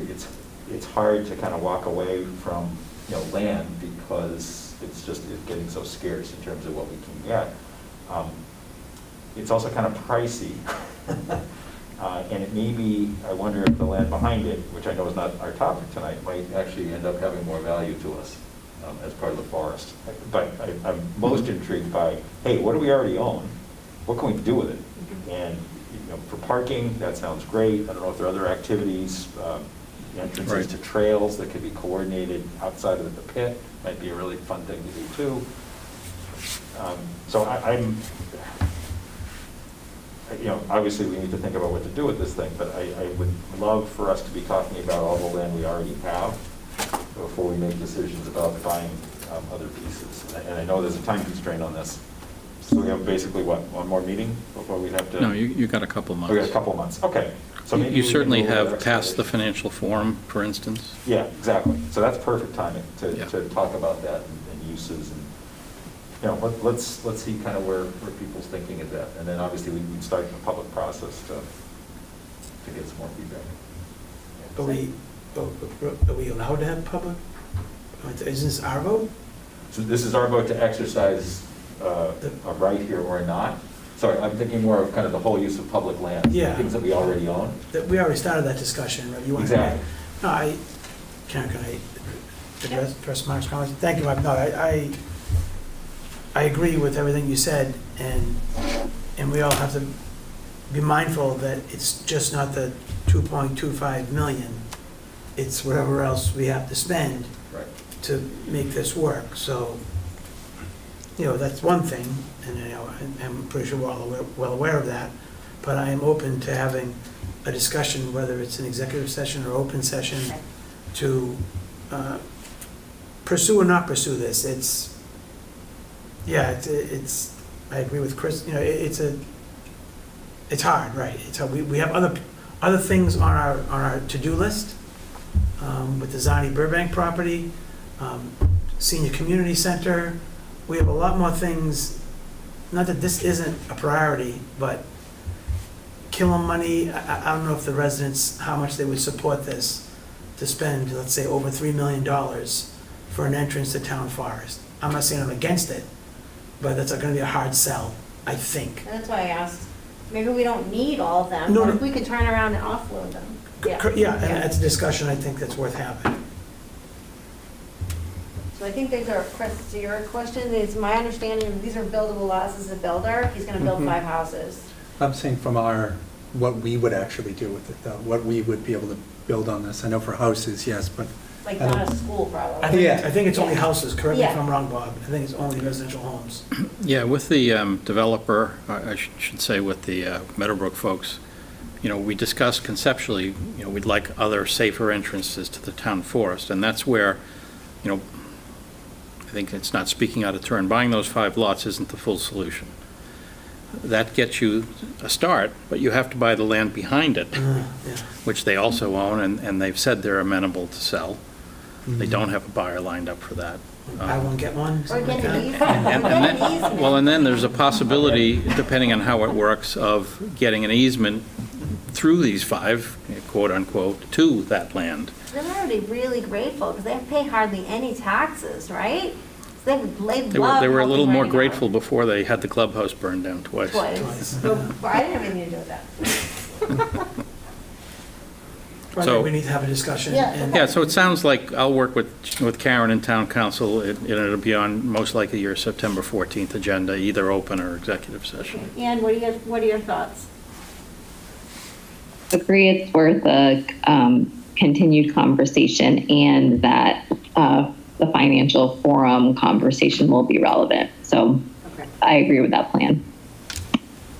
And excuse me, Bob, you'll let us know if we can talk in detail or not? Yeah. Is that, okay. Yes. Super. Okay. All right, next item. Yeah, I am, thanks. Discuss and vote to approve the code of conduct. And there's a little bit of background for the folks watching at home. Chris, the other 4 members of the board, had a retreat last spring, and we discussed this, and we never voted to approve it. We all, well, there were 5 of us then, we all agreed that it was a good thing and we were happy with it. Our operating procedure, our policies refers to a code of conduct, but there's nothing in those meeting minutes. We never adopted it, so we had this discussion and just didn't adopt it. So this is an opportunity to bring you up to speed, to talk about this, and see whether it makes sense to go ahead and adopt it at this point. That's the point, that's the purpose of this. If I might, Karen. So what you're really discussing is a document called Reading Select Board Ethics and Protocols. There are separate sections in your policy that deal with code of conduct. I included those in the pack because I wasn't sure which part you wanted. Yeah, But I can share this document if it's helpful for board members. I mean, the code of conduct itself is easy enough. I actually did notice in the policy, it refers to it in a kind of pretzel-like way.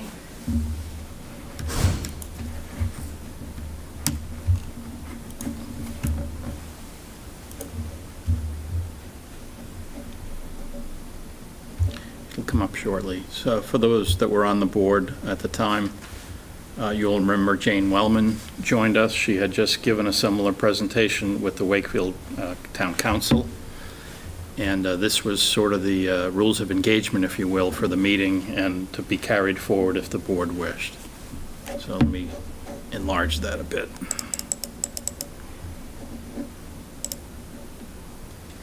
So is this what you're referring to, Karen? Yep. Okay. Thank you. And it is on, it's already on our select board page. I just could not Yes. find any evidence that we voted to adopt it. Mark? Yeah, that was my question too. I believe that at the retreat, we agreed upon it, but we certainly didn't take a vote there. And then afterward, I don't remember if we did or we didn't. I went through the notes. I couldn't, I was like, oops. Yeah, I don't recall, so I trust you guys on that one.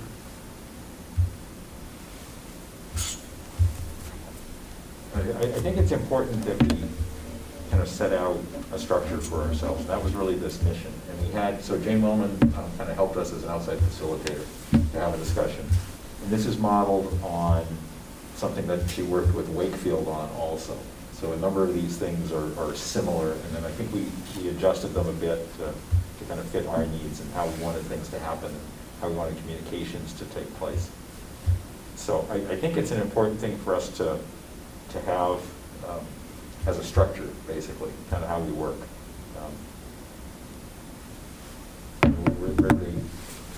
We're the leaders of the town, after all. I'm wondering if it makes sense to talk through them. I certainly support these. There's one where I can't remember there's some language in item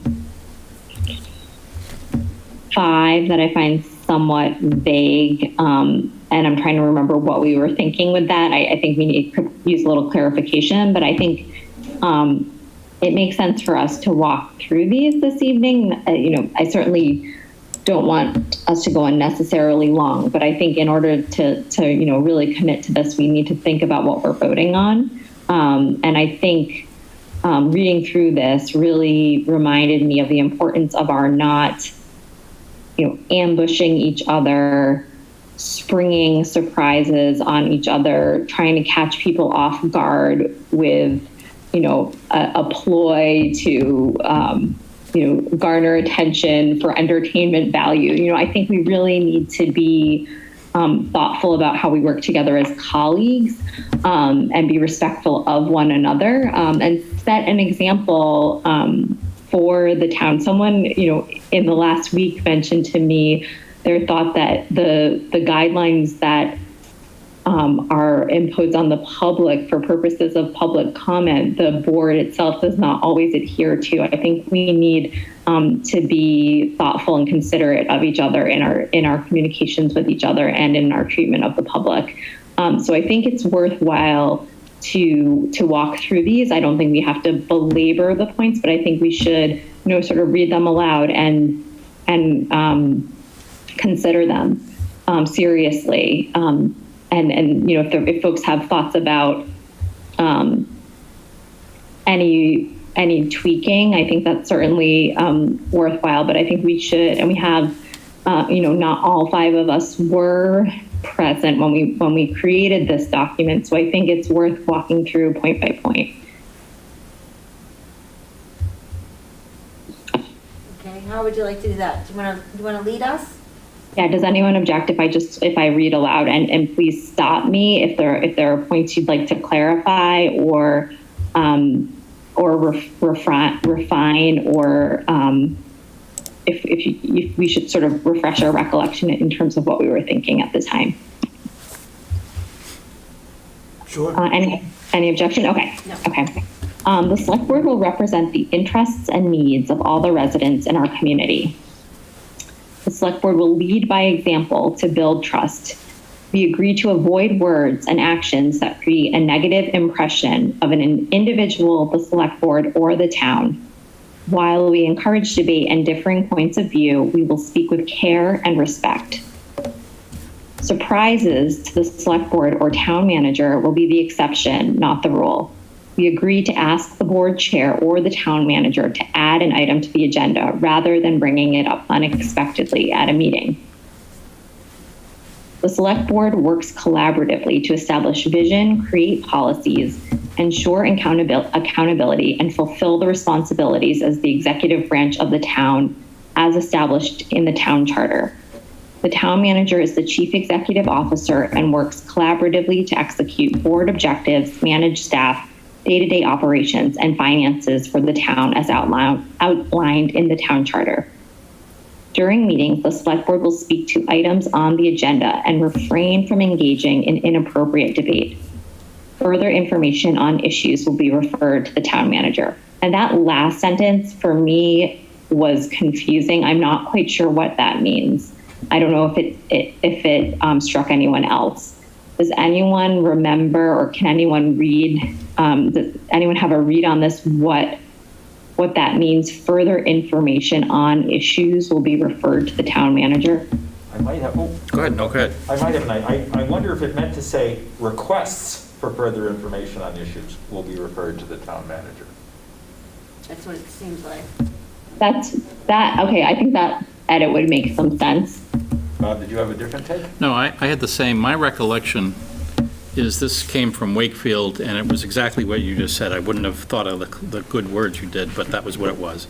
Instead of engaging in speculation at a meeting, you just ask the town for facts, and you go find the facts. That sounds good to me. Yep, that's right. You guys all right? Yeah. Okay, communications between town staff and the select board are encouraged. Board requests of staff will be directed to the manager. Sorry. Any complaints or, yep, Mark? That should be the town manager, I guess, then, right? Yeah. Yeah.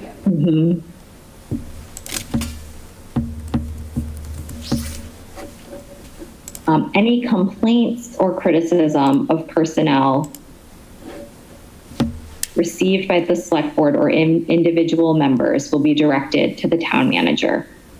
Now, we did, subsequent to our discussion of this document, did sort of outline in our communications policy how additional inquiries should be managed and how I think the town manager, the ombudsman, and the HR director would make themselves available for further questions or for follow-ups. It's something along those lines. So I don't know if it makes sense to like refer to the communications policy. I don't think, at the same time, I don't think that item 7 here is inconsistent with the communications policy. So I think we could probably keep it as is, but it may make sense to refer folks. That works for me. The select board will consider research, best practice, public input, and financial impacts in decision making. When executive sessions are held, board members will honor the confidentiality of the discussions. I mean, should we put something in there like until such time as minutes are released, or just keep that as is? I like it as is. Yeah. Personally. Yeah. Okay. It works, and I think that answers it's confidential until it's not, until it's released. And this also speaks to the meetings being held, not the minutes of the meetings. Right. Right. Okay. The select board and the town manager will facilitate goal setting for the town. The authority of the select board is in the body as a whole, not in individual members. We agree that an individual board member will not take unilateral action. And when board members attend meetings of other committees or boards as liaisons from the board, they understand that they are speaking as individuals and not for the board, except when reporting a decision of the majority of the select board. I thought it was worth. Thank you all for your patience with me as I read through them. But I did think it was worth going through them line by line, given that it's been some time since we have done so, and not all of us were present the last time. And I think there's some good stuff in here. So I think so too.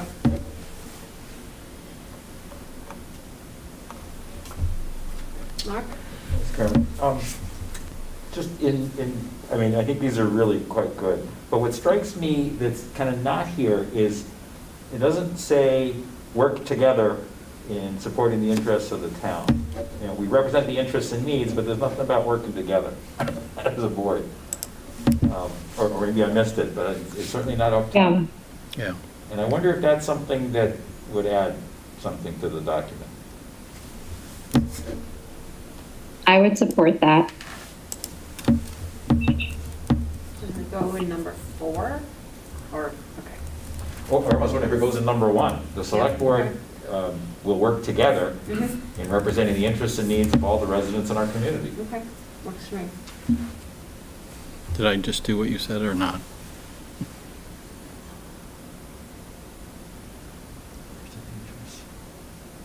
I almost wonder if it's better the select board. I don't know if it supports the right word. Yeah, maybe it's, the select board will work together to, and then stay the way it was. Yeah. Okay. So just adding the words, work together to.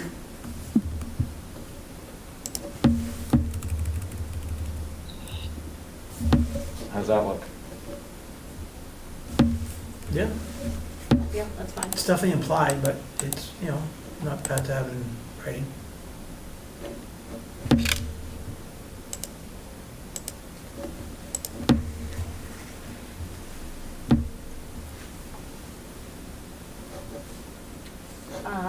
So I keep thinking about the various comments we've had about social media, and I think, I don't know if we need to say it explicitly, I think we talk about communications and how we should communicate and not, and represent ourselves, I think it's implicit in there.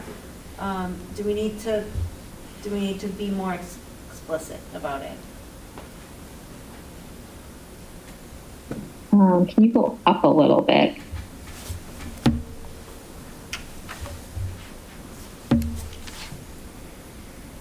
I don't think it needs to be here because it seems to be referenced. We're going to address it in communications. I mean, that's, it. We have been talking about it a lot, but I think this one, code of conduct, I don't know. I'm whatever, I'm wondering if, I don't know that we need to use the word social media, but we agree to avoid words and actions at all times, or something like, It's implied. but I think it's possible that it would suggest that it's, only during our board meetings.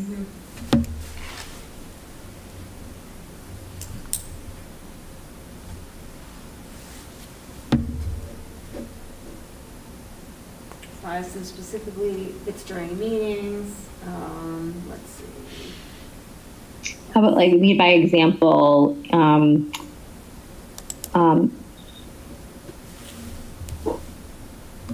We could say in and outside of meetings, or something along those lines. Okay.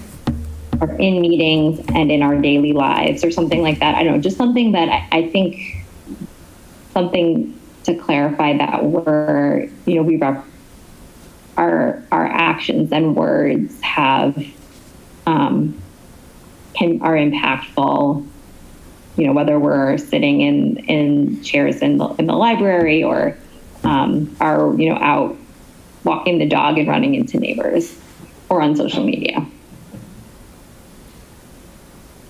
Okay, I'm good with that. And has the addition I made satisfy what you're asking for at all times? Yeah, I think that works for me. I like that this whole document's very simple, very plain language. Karen, can I make a suggestion Sure. to number 3? I know I was there for this, but, when you read it again and look at it again, you get different ideas, and I just throw this to the board. And number 3, to add an item to the agenda, when we don't say next agenda, future agenda, we say agenda, and we know what that means. But I think as to respect all board members, we need to ask to add it to the agenda and then enact it upon, because as we know, we can, whether it's time constraints or differences of opinion, it can be never addressed in public. So I don't know if anyone has language, or I don't want to say enacted upon, but when we talk about future agendas, we jot them down, and then some of us actually forget about them, and that's no one's fault. But I think we need to be respectful, because every year we have a new chair, we have a new vice chair, we have a new secretary, and we need to respect that if more than at least two people want something on the agenda, I don't know if you want to put a time frame to it, because I know there's busier seasons for us than others. and I don't want to say in the next 2 months, but I'm thinking that to be respectful of someone's request, that we should enact upon the request, not just say, put it on the agenda, because it could be on the future agenda and just never be addressed, or addressed a year later when there's a different board in place. Is this item part of our don't we have a policy that governs the mechanics of this? Yes. Sounds like kind of an operations thing Okay. to me. All right. I know So, where you're I coming mean, from. it may It's be not like worth an looking at operations how, yeah, it may be worth sort of looking at the policy. Yeah, I don't know how that's worded, but I don't, Yeah. I don't think it's worded that we have to enact upon everyone's agenda request accordingly. And I'm okay with that if it's gonna be addressed somewhere else, but that's the only thing that kind of stuck out to me a little bit. Other than that, I like all the changes. Chris? Thanks, Karen. Yeah, I believe it gets added to a future agenda item, but the issue with that is it could just sit there in perpetuity until whenever. So I think that's the caveat with that, is that if something is added to the agenda, it is in our policy. I believe it's like whenever, as soon as possible or whatever, but it doesn't stipulate, like it has to be done. So we could make 85 agenda additions and then all 85 could just sit there forever because we're filled up with other things to take up. But overall, I do like everything that's outlined here. It is, you can look at it and not be, like overwhelmed with, now I have to read like 1 to 12. It's very well laid out. My issue with it is that there's no consequences for violating any of this. All it is it's just a piece of paper that we can all agree to abide by. But if any one of us just steps out of bounds, it's just like there's absolutely nothing that can be done, which is rather unfortunate. And I know, that's just the way it is. But I do agree that this is a healthy first start at something. But I don't know if we can even impose a community service or something as a consequence for something. It's just, The stockade. It just, something like, it just to make it where you don't want to say, represent the best interests and needs of all our residents, and then somebody does something that doesn't, and then it doesn't matter, because it doesn't matter. So, I guess that's where I'm at. I'm more of the cause and consequences kind of person, and, I like everything that's in here. I agree with it all. It's just, is what it is.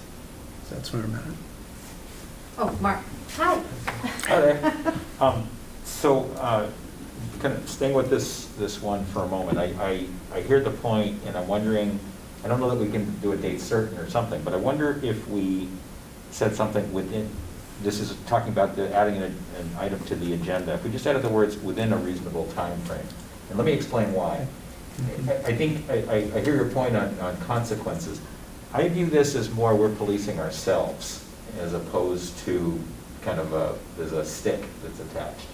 And we got to kind of work together as a group and keep ourselves honest. Now, the hard part to that is that no more than 2 of us can talk about items, agenda items. And that makes it harder to kind of work that way. And it is what it is. But I think we need to police ourselves. I think we need to just kind of keep ourselves honest and if something goes outside the lines, we kind of try to help rein that in, I guess, during the meeting is maybe the way to do it. I don't think I'd want to kind of add consequences in the stick. I don't know that really, I don't think that's within the spirit of what we're talking about here. I think it's kind of a different structure. This is meant to be, this is how we're going to work together. And I think we just need to agree upon it. Maybe it's an annual thing, that we just kind of go through it again. Maybe there are changes, maybe there aren't, but we just kind of, everybody gets on the same page. And there probably will be times when, things get pushed, and I think we as a group have to, again, we're talking about leading. I think that we need to show that leadership and show that we can do that. Sorry, that's my take. That's why I was thinking that adding the words like, within a reasonable time frame kind of fits with that model of kind of policing ourselves a bit. No, I agree. I mean, respect garners respect. I mean, when someone doesn't feel respected, then that's when things go sideways. So and I agree. We all made a commitment. We all ran campaigns. We went and talked to residents, tried to get votes, and made the best person win. So, and I understand what Chris is saying, and yeah, it'd be nice to have, perfect world, consequences for X that's egregious and deliberate and whatever, but, we're all volunteers here, we're not getting paid, and we're all doing the best that we can in the time that we have. So I like the idea of revisiting it every year. I like that idea, and to make tweaks and make it better. Ann? So I have no objection to the within a reasonable time frame edit. I don't think it necessarily does too much, because all it does is say that the ask is that you may ask to have an item added to within a reasonable time frame, but it doesn't say that the chair or town manager have to add it within a reasonable time frame. So I do think that it's something that probably bears additional thought as part of the policies that govern how items end up on the agenda. With respect to consequences, in terms of self-policing and holding each other and ourselves accountable, I think it's a bit of a fine line, because I do think it's worth, if we can commit to this document truly, I think in a respectful way, we can remind each other of the values that we have signed up by virtue of adopting this document to uphold.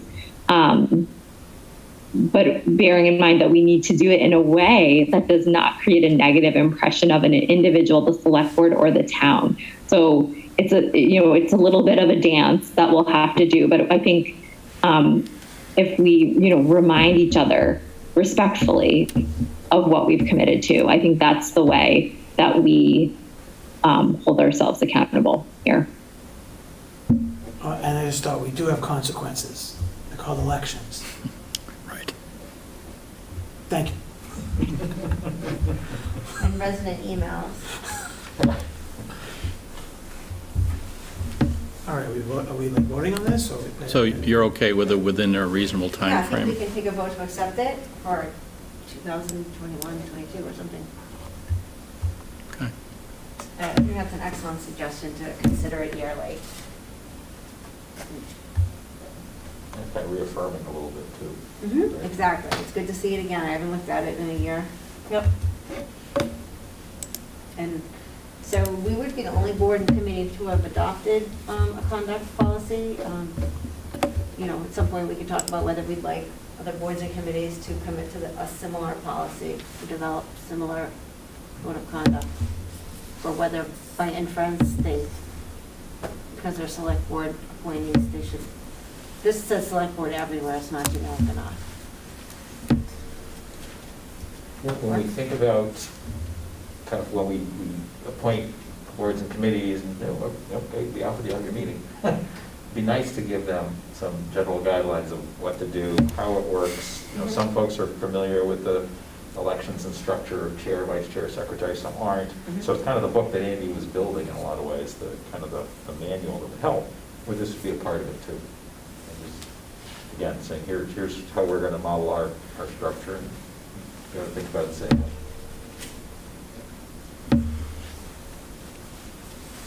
Okay, so if we have a motion to adopt this, then Bob, staff will put a date on it, so Yep. we'll know the last time we reviewed it. Mhm. How's that work for everyone? Okay. Sweet. So motion to approve the board ethics and protocols as amended, as shown. Second. Any discussion? Okay, roll call vote. Mark? Yes. Carlo? Yes. Chris? Yes. Anne? Yes. And Karen? Great, 5-0.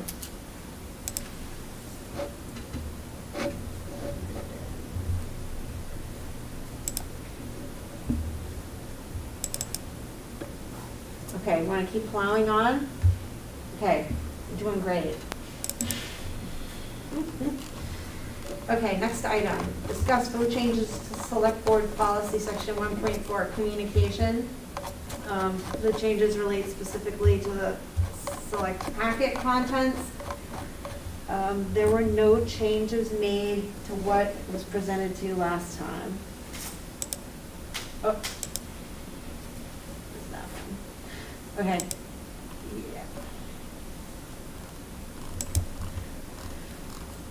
This was really confusing, the version that wound up in our packet, because it has all those other. Well, this is things. your version, Karen.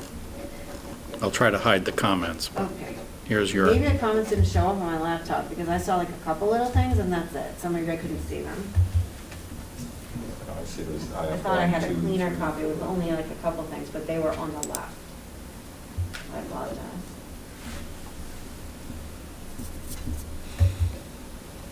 And actually, and so this is just in the context. Last week, we got the documents from Ivrea that said, here are the changes suggested, and Anne had requested for them to be put in a full copy so that she could see them in context.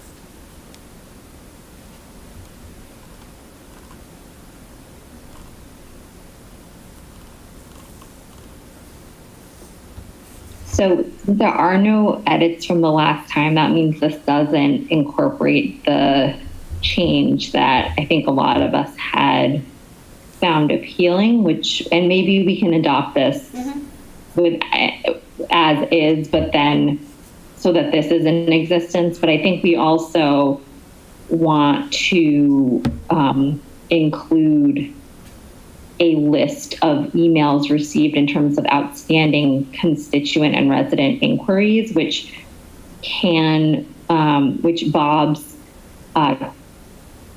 spreadsheet, I think, suffices to do. But we would want to include that in the packet so that residents can see what has come in, even if the actual emails aren't printed in the packet. So I don't know if we want to go back to, I think it's actually okay if we adopt it as is tonight, but then we could ask Ivrea to draft some language to the effect of having some kind of documentation of, email address and, title of the email or something along those lines of what came in. Or Bob's shorthand that he currently uses with respect to the Excel spreadsheet that appears in our packet. And so that might require some more nuanced drafting that I maybe can't do tonight, but maybe we could talk through some of the concept for that.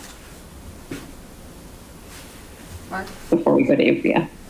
So I think that can work for me also. I thought we actually had made quite a bit of progress on kind of how we might restructure this. And as you said, perhaps using that Excel spreadsheet with the person, the content, and if there's action required, and what the follow-up is, right? So it's serving two purposes. One is to indicate kind of who we're hearing from and what it's about. And second is to make sure that we're taking action, or the appropriate people are taking action on, so things don't linger. And what that would allow us to do in that case is to not publish every email verbatim and have these 200-page documents that have a mixture of issues and non-issues. So I thought we had gotten pretty far along on that, and would love to make more progress on it. Whether we can do that tonight or not, I don't know, but I thought we were almost there. Did everybody else have the same impression? Mm-hmm. Yeah, go ahead. Good, thank you. Yeah, I as well. One of my concerns still and I don't know how this gets, resolved, is the burdening town staff. And that's a big one for me, because, the town clerk's office has been overburdened.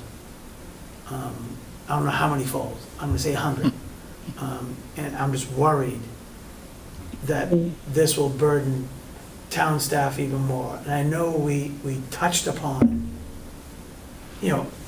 potentially adding staff to deal with public records requests.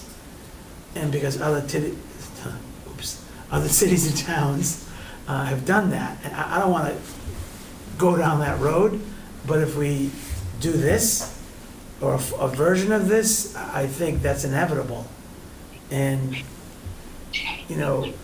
that's my main issue, is that I like what we got done last time, but that's my big reservation is, and then the chair at the time and the town manager have to spend even more time, and town staff, they still have to go through all the emails.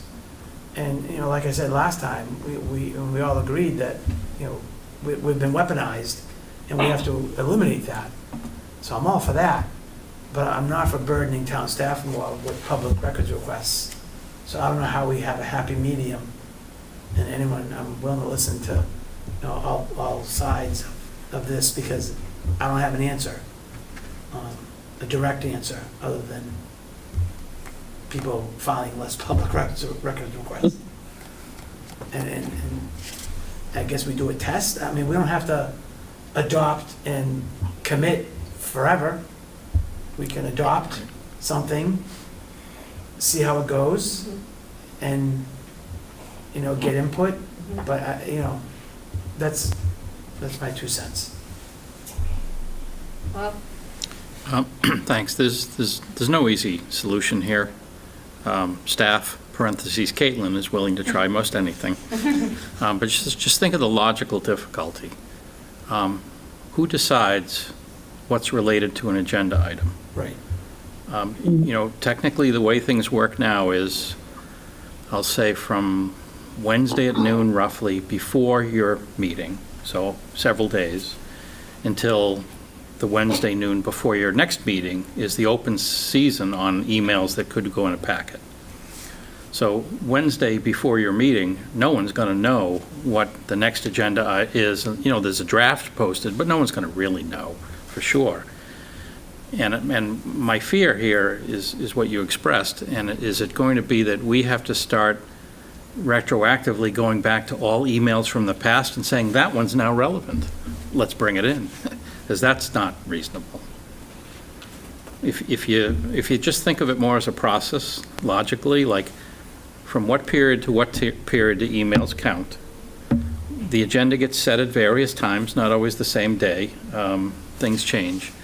I think I don't think you want to leave staff solely with the decision of what's related to an approved agenda item. I think that's the tough part. So, What about instead of this paragraph, I would love to adopt this. On one hand, I would love to adopt this tonight so that we can avoid some of the weaponization that we have seen with emails in the packet. And I think, so I would love to, adopt this tonight.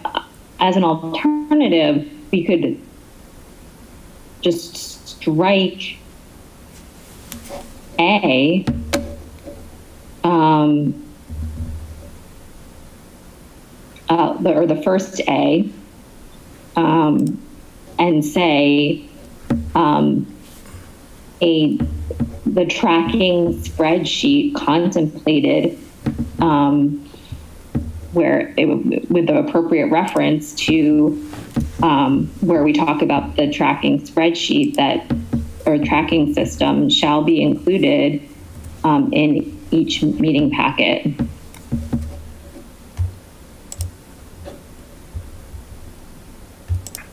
Yeah, I would track, if you can do track changes, because that would be a big change.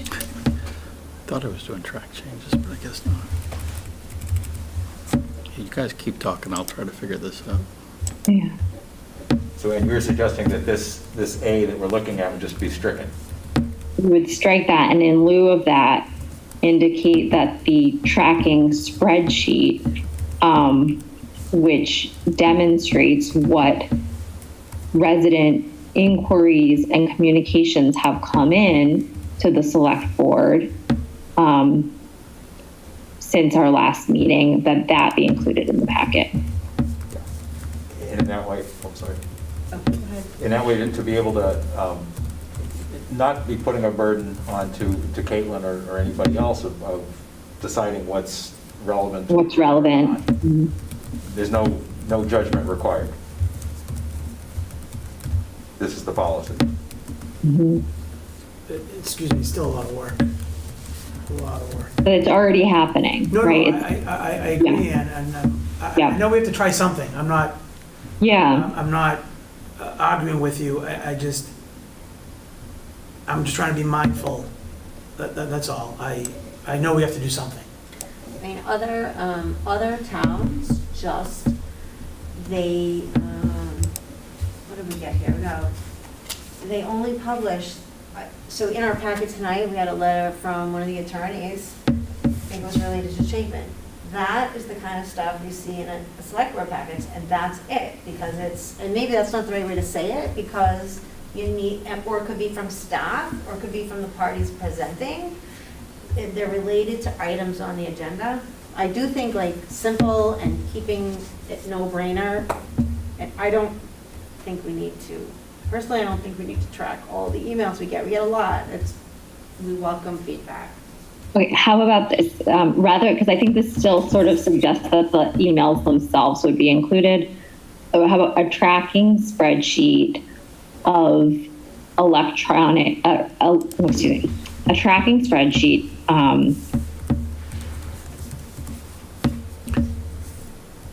including name, topic, date, and actions taken by board members or staff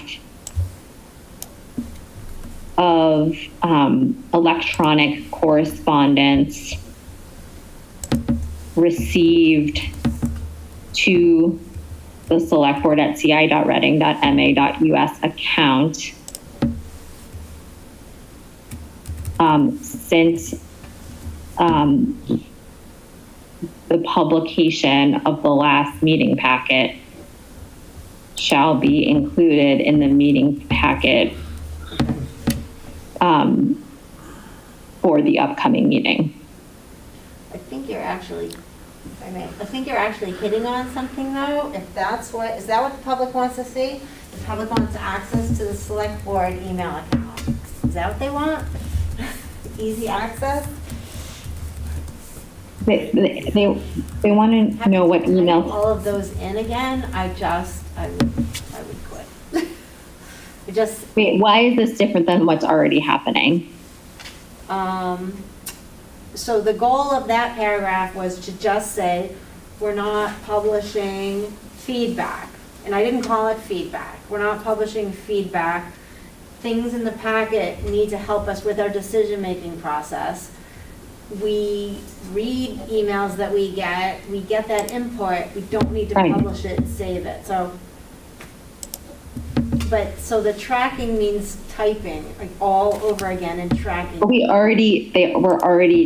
is already doing that as contemplated in other parts of our communications policy.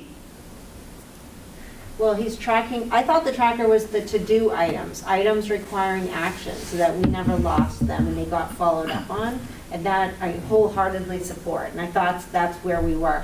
It's all this other stuff that we get. Well, that's always, sorry, maybe I didn't say it out loud. I meant to say like coming from residents or something. We could limit it to coming from residents versus, the promotional emails that we get.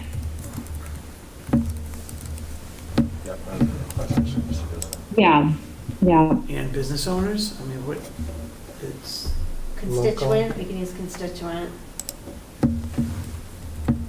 And are they requests versus just like, they don't have to be, do we have to do this with love letters? Do we have to do this with hate letters? Yes, I think so. Okay.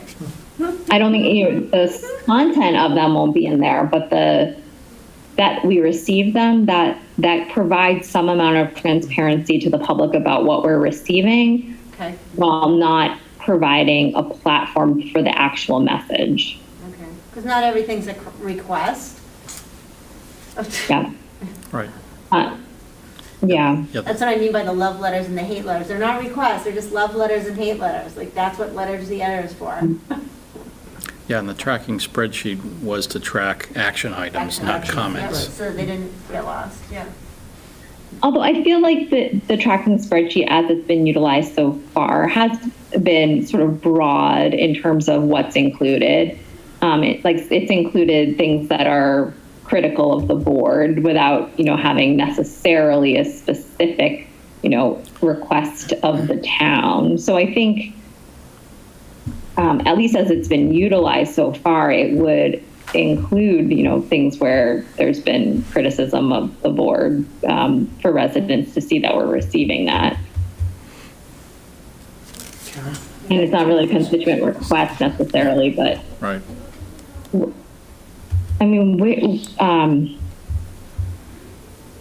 could you go down to where we talk about, we could just reference what you're already doing.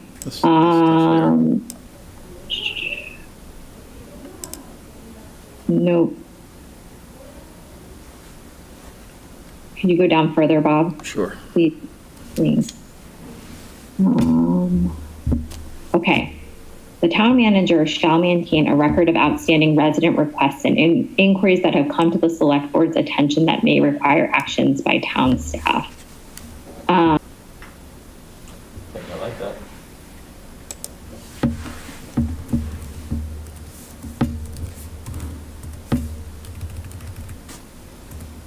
Yeah. Oh, hold on. We gotta- Yes, thanks, Karen. Is there any way that we could adopt this for, say, 90 days or something to revisit it, just to make sure that everything worked out, or? I think we can adopt it until, I think we could even put it on our agenda for next meeting and find out, did our adoption of this policy result in 80,000 new public records requests, and do we need to revise it? Or can we stick with it until such time as it's come to our attention it's not working anymore? We adopted this communications policy just months ago, that, contemplated how we were going to handle electronic correspondence, publishing it in the packet, as has been the board's custom. But I think we've seen that policy not work well since then, as the packet has become weaponized. Yeah, I agree that definitely something has to be done. And I've gone from the full swing of being completely transparent to actually seeing what is coming through, and then seeing the future of the way that the subject line is then going to be weaponized as well. So that's something to be mindful of. Right. That's something to be mindful Right. of, that Yeah. it's already in a future hypothetical email already, the subject line was already changed to reflect that. So This doesn't say it has to be the subject line. Okay. So, if there's like profanity in the subject line, I think that could be contain the name, request. The request can be paraphrased, and it doesn't have to be the email title. But I think this builds in some flexibility. Yeah, so that's just where I'm at. I believe that something definitely has to be done. We need to change something. If we can go with this and then revisit it next meeting, 6 months from now, a year from now, whatever. It has to be done. So I think if we delete the section that, I think if we, yep.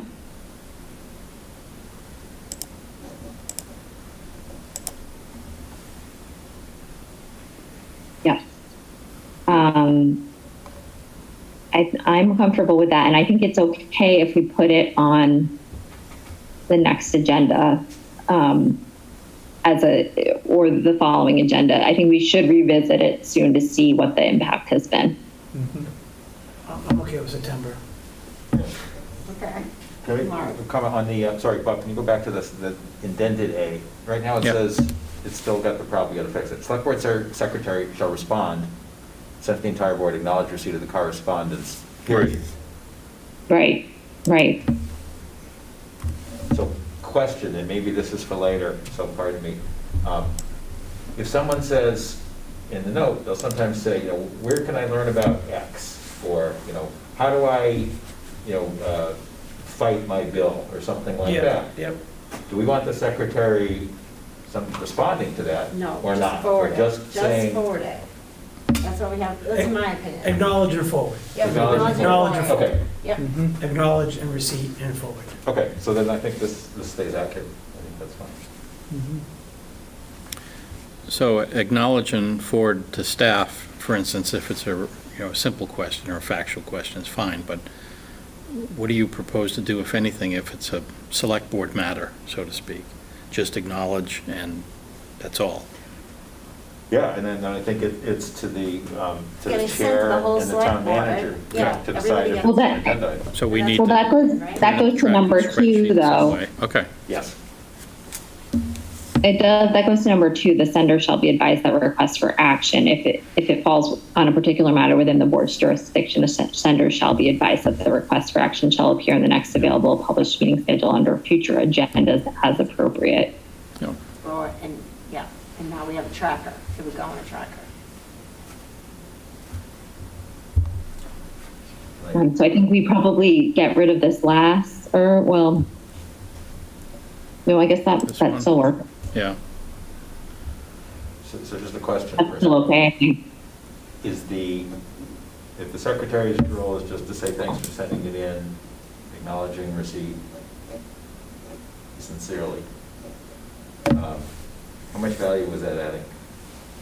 I want to know That what is- email was received. Right, but- Definitely. I think it's a value. Autoresponder do that? Mark, you can still, as a board member, though, going to be, you can still correspond with someone, but your obligation as secretary is, I think, really the acknowledgement, and then I think you can let them know if you're forwarding to a particular staff member.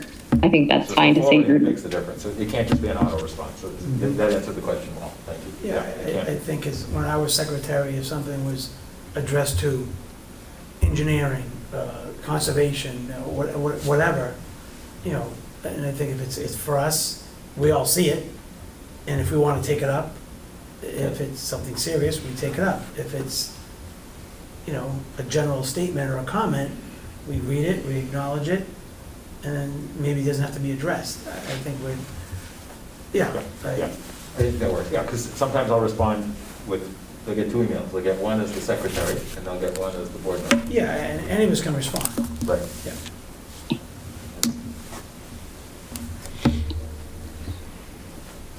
I want to burden the secretary anyone already is.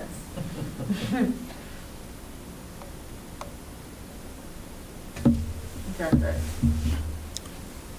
Just to make sure I understand, I think I do. It's past 10, though. I'm not sure I do. If you approve this tonight, then there will be no more emails in your packet immediately. Correct. Okay. There will be a record of some of the emails, maybe most. I can live with that. Okay, just wanted to be clear. Yeah. Try it out. Mm-hmm.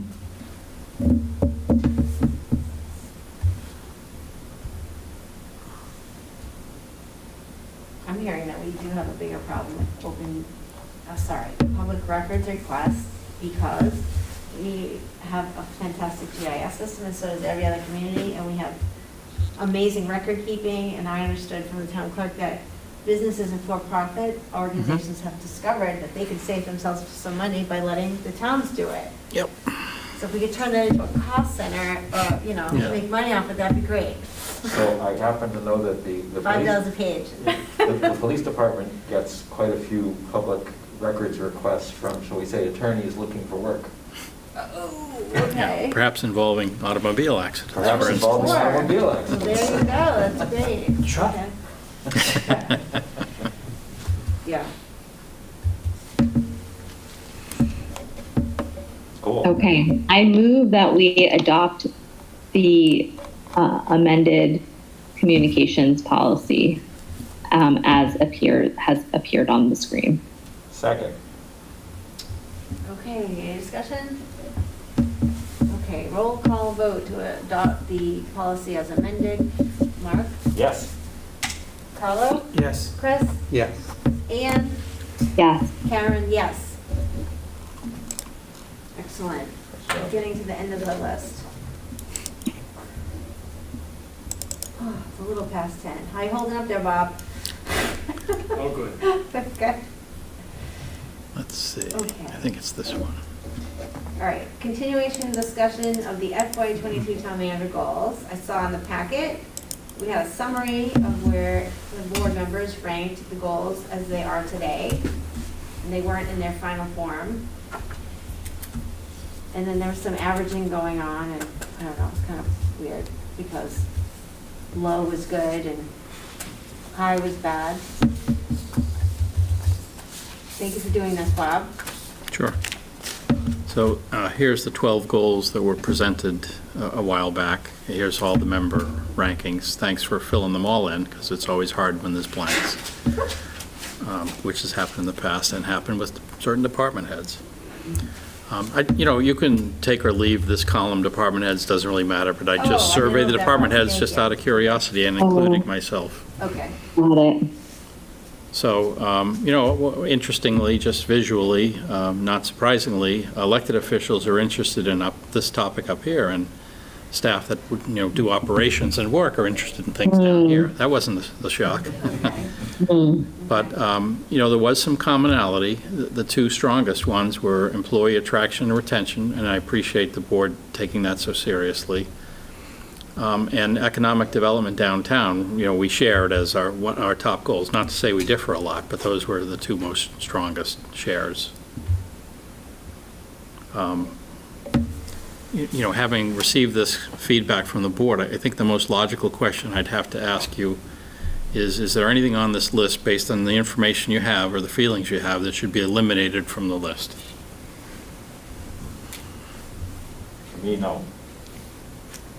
Outright eliminated? No, I don't think so. Okay. Combined? I mean, I think I saw. I have a suggestion then. Oh, Charter and general bylaw updates. yeah. Of what value is that between now and June? And neither Okay. you nor I have the authority over the entities that are working on this. That's a challenge. Doesn't mean we won't work with them, but it's a hard goal to measure. Okay. That's a good point. Cool.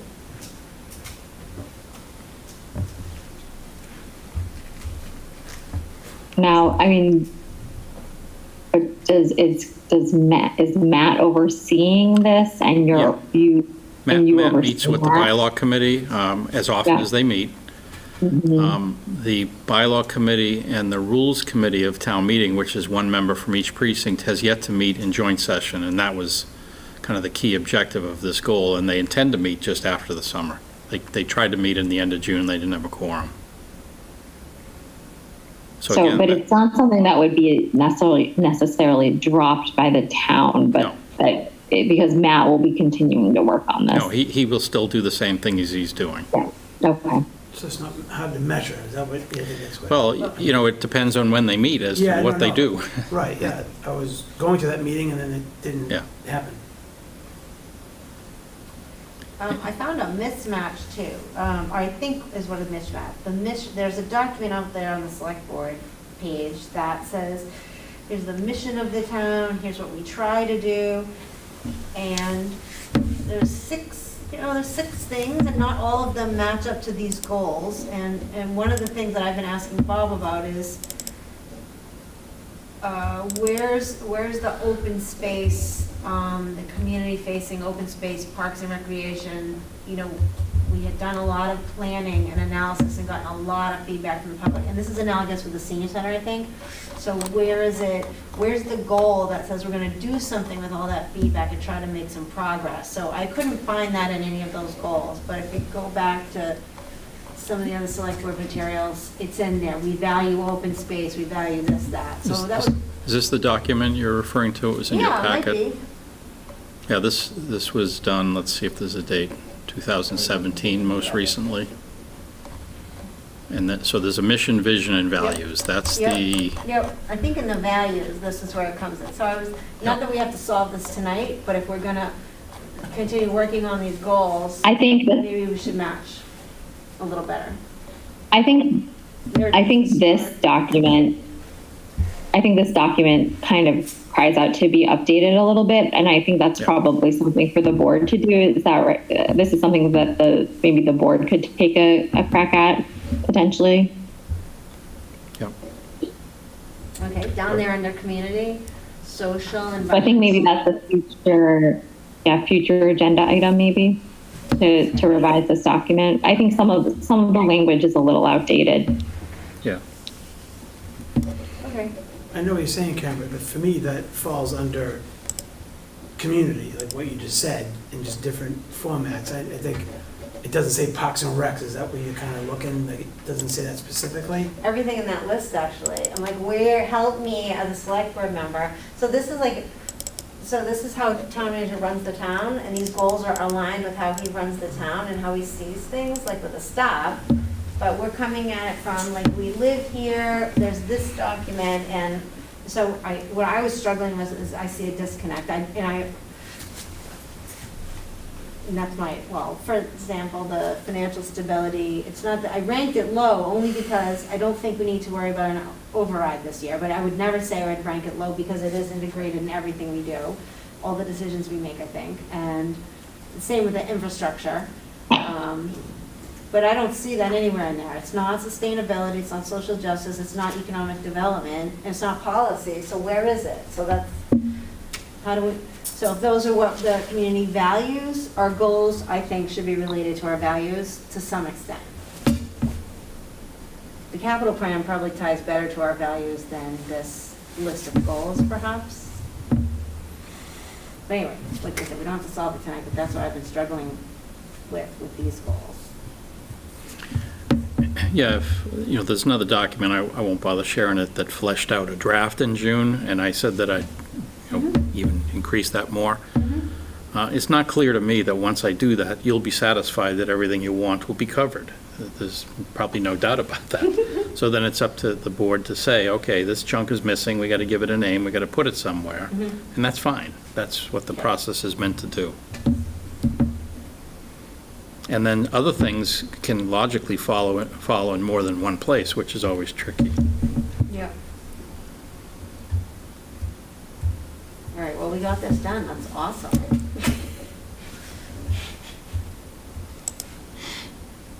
Yeah, next, whenever, Karen and I work on the agenda, whenever it's convenient, we'll flesh this out, and you can have another discussion, probably September, either 14th or 28th. 14th is better.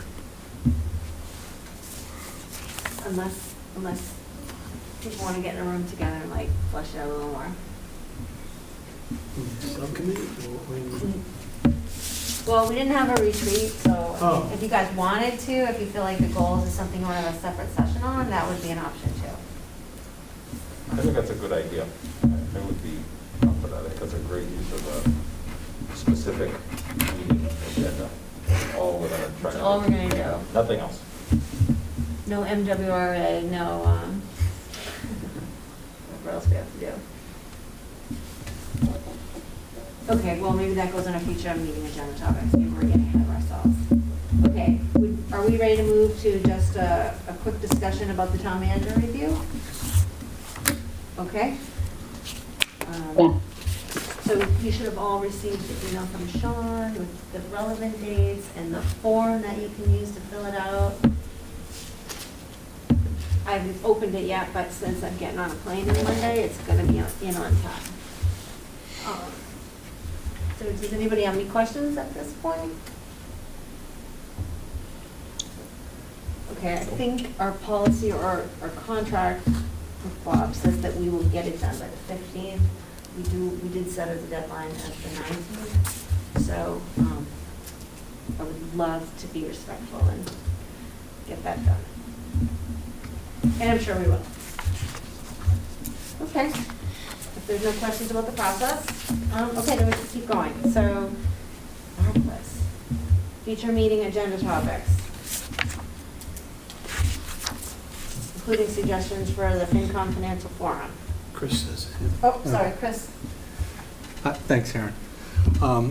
Yeah, for future agenda, I got an email from a resident that they were inquiring about flying a flag for International Overdose Awareness Day, and they wanted to see about flying it between August 24th and 31st. So I spoke with Bob, and we don't have a flag policy yet outlined for that. So I'd like to see if we could actually get that on the agenda, because, you know, while I'm lucky to not be involved in a family member with an overdose and whatnot, it seems important enough for this resident and important enough for me to just highlight that everybody, you know, knows somebody that deals with addiction or something like that. And I don't see us not supporting something like this, but without a policy, there's nothing that we can do. So Bob had mentioned that the board outside of where the flag is, that the resident would be able to use this, and I spoke to them and let her know about that and whatnot, and then I'm going to pass off Bob's contact info, so she'll be able to see whatever she has to do to get it done. But any kind of awareness for that, I fully support, so I'd like to just see about having that, the flag policy added to the agenda. Chris, when did you say the dates were? Well, International Overdose Awareness Day is August 31st each year, but she wanted the flag from the 24th to the 31st and offered to pay for it and all that, so. Our next meeting is the 31st, right? Yep. Yeah, we're not gonna get a pal, so that's why. Chris, what did you say was what was the alternative option that might be possible? Yeah, so I spoke with Bob, and it is the board outside where the the resident board that's flagpole. Yeah. So residents can have stuff posted there. So I did speak to the resident about that, and she seemed fine with going ahead with, obviously if this was like May, then we might be okay for it. But she would just like to see something in place where next year, she'd be able to have the request for this. So she's okay with the board out there right now, but, for something like this, I'd like to see something, done in the near term kind of thing. I wonder, on that topic, if the coalition, I'm sure they're aware of the date, but maybe there are other things that can happen on their website, which links off the school website and all sorts of other places. So maybe that's another way to raise awareness. Yep. Just as a thought. That's a good idea. Yep, I think that's a good idea. Any others? It's not an agenda item, but it is, well, I guess it is in a way. In the next report, Bob, or maybe the one after that, can we get an update on Middlesex Ave tenancy and? No, it could be an agenda item, or I guess it could be. Well, I think it's part of his report, yeah. Okay, yeah, I can ask. I have no idea. Okay, not an agenda item, but, just Sure. an update. Like a water tower update. Yes, Thanks. Dr. Ted, sorry. So for the financial forum discussion and the 31st, I'm wondering what information we already have about essentially an update on land use, land availability use, kind of the town-owned properties, where there are updates that we can share. Obviously we got the update on Camp Curtis, but what's buildable on the Zani property versus conservation, all the lands that are available, so Oakland Road, just kind of all those pieces. And whatever we know about Stroud Ave would be interesting too. Just to kind of know, what do we have? Because I think what we have to do with the forum, I guess this is part of the agenda for the forum, is start assessing, what do we have, where are our priorities, and where can we see things that fit versus, wow, that, you know, that's going to require something very different than the town already has. Mhm. So we talked at one point, we're starting to talk about what are the possibilities for a community center that might or might not involve kind of a swap of space or an addition of space, as opposed to just kind of one new structure, for example, as options. So I think we need to start thinking about that and to engage finance committee, school committee, ourselves. Mhm. So I think the forum's a good place. Yeah, a previous board, might have been 3 years ago, I don't think it was more than that, you know, had a list of their own goals and had subcommittees, and one subcommittee was land. And so 2 of your members, former members, received quite a lot of information, which, you know, we can also share, but their challenge was, it was in a format that wasn't publicly digestible. The town owns a phenomenal amount of land by parcel, so it was from the assessors, enormous spreadsheets, too big to email. And so their challenge was, okay, make this sensible. And, you know, you could, for instance, say a parcel X or bigger, things like that. But, you know, it started with, we want everything. Yeah. And Kim, our GIS coordinator, who's still here for a while, she's got a couple months, did produce, with the help of the assessors, a list of all the land. But, you know, seeing an enormous spreadsheet in Excel doesn't answer some of the questions you're going to logically have. Right. So if you could maybe work with me and flesh out some specifics you're interested in, you know, do you have a parcel that's bigger than this or smaller than that, and it's whatever location? I think a sensible discussion is, here's 18 parcels or 7 parcels that might fit some of the things you've talked about, instead of thousands of parcels. Yeah. That's impossible to digest. Yep. Bob, that was the point it got to, was It got to the point of what do we do next with this enormous inventory, and it just didn't get solved. okay. And I don't know, I think it's, the thinking probably was what you just described, Mark, but it hadn't really progressed to that, what do we do once we figure it out? Yeah. I think that's the logical next step, but just didn't get there. I mean, I'm not a huge fan, excuse me, Karen, of subcommittees, but I think this could be a good one, if the board agrees. I would be interested as well. Yeah, I would be interested as well. Yeah, and I can go dig up old minutes, because, you know, it was posted meetings and all that. There wasn't a lot, there was less than half a dozen meetings, I want to say. I went to some of them. Yeah, just Cut out. Are you there, Ann? Rose. Everybody froze. Oh, yeah. Yeah. Oh, we're alive. We didn't freeze, no. Oh, Caitlin's Okay, moving. I'm back. We're alive. Uh-oh. So, and sort of the impetus, Barb had the idea that maybe it was time for a financial forum because there was all that money coming in from the federal government, and we should start figuring out what we could do with it. We know it can't be spent on salaries. And then, Excuse me, Bob's- did we figure out if it was on water and sewer yet? Any, did that be I determined don't know. yet? Assume so, it's infrastructure, but, Okay. And your note, Bob, said 1.8 is the real number so far. and Karen sent me an update this Okay, so morning, I better? think. Yeah, I don't know if you're bringing it up. Well, okay, so I just sent out a list. They're really funny. They're like, wait, so the government's giving you money, now they're taking away half of it? And I was like, That would be oh, right. yeah. Yeah, so I guess Plymouth County has an active county system. Right. And he did say, okay, and the rest of the country does it better. But the update, I haven't read it in detail, they Okay. know about it, they weren't happy about it, they're gonna Okay. work on it, so I haven't read it yet.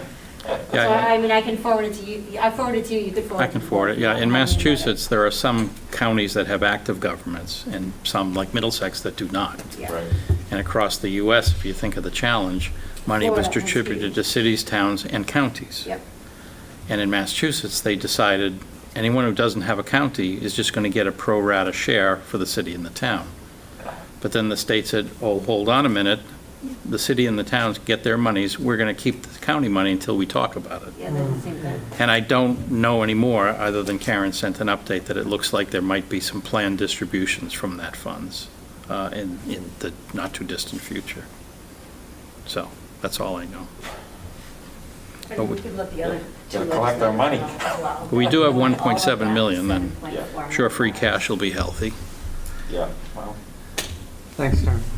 I guess for me, I don't know if this is where we're bringing it up, but I would like, if in a perfect world, all of a sudden I'm not creating Disney World in Reading, but I would like to have a new senior center with a community pool as well as like a dog park kind of scenario that just takes care of everything all at once, all the needs that people seem to want. And then you sell the old senior center to a restaurant, which would be some like some cool, unique design with that, because it's the firehouse. Just something like that is, you know, I don't know if the funds could be used for that or, but that's just one of the ideas that I have. It might seem like Disney World, but everyone. Sorry, I got kicked off for a couple of minutes. But I missed some of, are we still on future? Three subcommittees, you're gonna do great. Just a reminder to folks, if we're doing subcommittees, then we have to post and do minutes, et cetera. Yeah. Sorry, are we still discussing future agendas? Yep, financial forum topics. Okay. Yeah, we were just actually talking about whether we're getting all of that $7.4 million, and we got an update from Senator Lewis's office that Bob will share with the rest of the board. I haven't even read it yet. Okay. Hopefully the answer is yes. so, to kind of, to Chris's point, probably one of the things that we could do with the financial forum is, rather than saying it all has to be in one place, at least identify some of what the needs are that we're looking for, the different kinds of needs. And some of them might be able to be put together or not. So the senior center example, you know, could be that too. So I had the impression that there were certain needs for the senior center, and then we started talking about exercise rooms. And turns out that that's one of the biggest missing elements. There's not a room large enough to handle the number of people that would like to exercise at the senior center. And so does that mean, you know, you have to get a completely new building? Can you use existing other space? Is there something that can be retrofitted? How would that work? Now we talked the Zani property and, you know, how much space is there, and could that be a multi-level, a multi-generational facility, something like that? So I think, you know, great. I think that would be wonderful to have a lot of things together. I think we need to understand the needs that we're talking about and then figure out what's the best approach to them. So I know that the money that the Elder Services has to do kind of a study, very modest amount of money, but some money to move forward, figure out kind of the needs, do some benchmarking, look at other communities, and then kind of figure out, here are some ideas of how we might do it here. And talk about it. What staff's been up to within anticipation for August 31st is to update the capital plan. Okay. And that includes some of the new ideas that you've heard about, but not many, because they haven't really been fleshed out. So for instance, we had $4.5 million in for performance contracting / sustainability / green communities. I've increased that to $6 million, and I think we can afford that within the budget. We had in the plan at an unknown cost, rehabbing the police station. It's a two-part thing. I mean, dispatch is going on right now. That's yesterday's news. But the next two steps are, there's an expansion room up on the top floor in the back that was really what it's called. It's used for storage and nothing. So the idea was to refurbish that to be a real command center in an emergency, which now the downstairs conference room serves at, and it's not very secure. And then step two, to repurpose the old conference room to be coalition, mental health, and public health work, offices. So that two-part thing is also going to be presented as part of the capital plan. We talked about it in the spring, but didn't know a dollar cost, and now it's $1.5 million as two parts. Then there's things in water and sewer, such as the water tank that obviously you know about.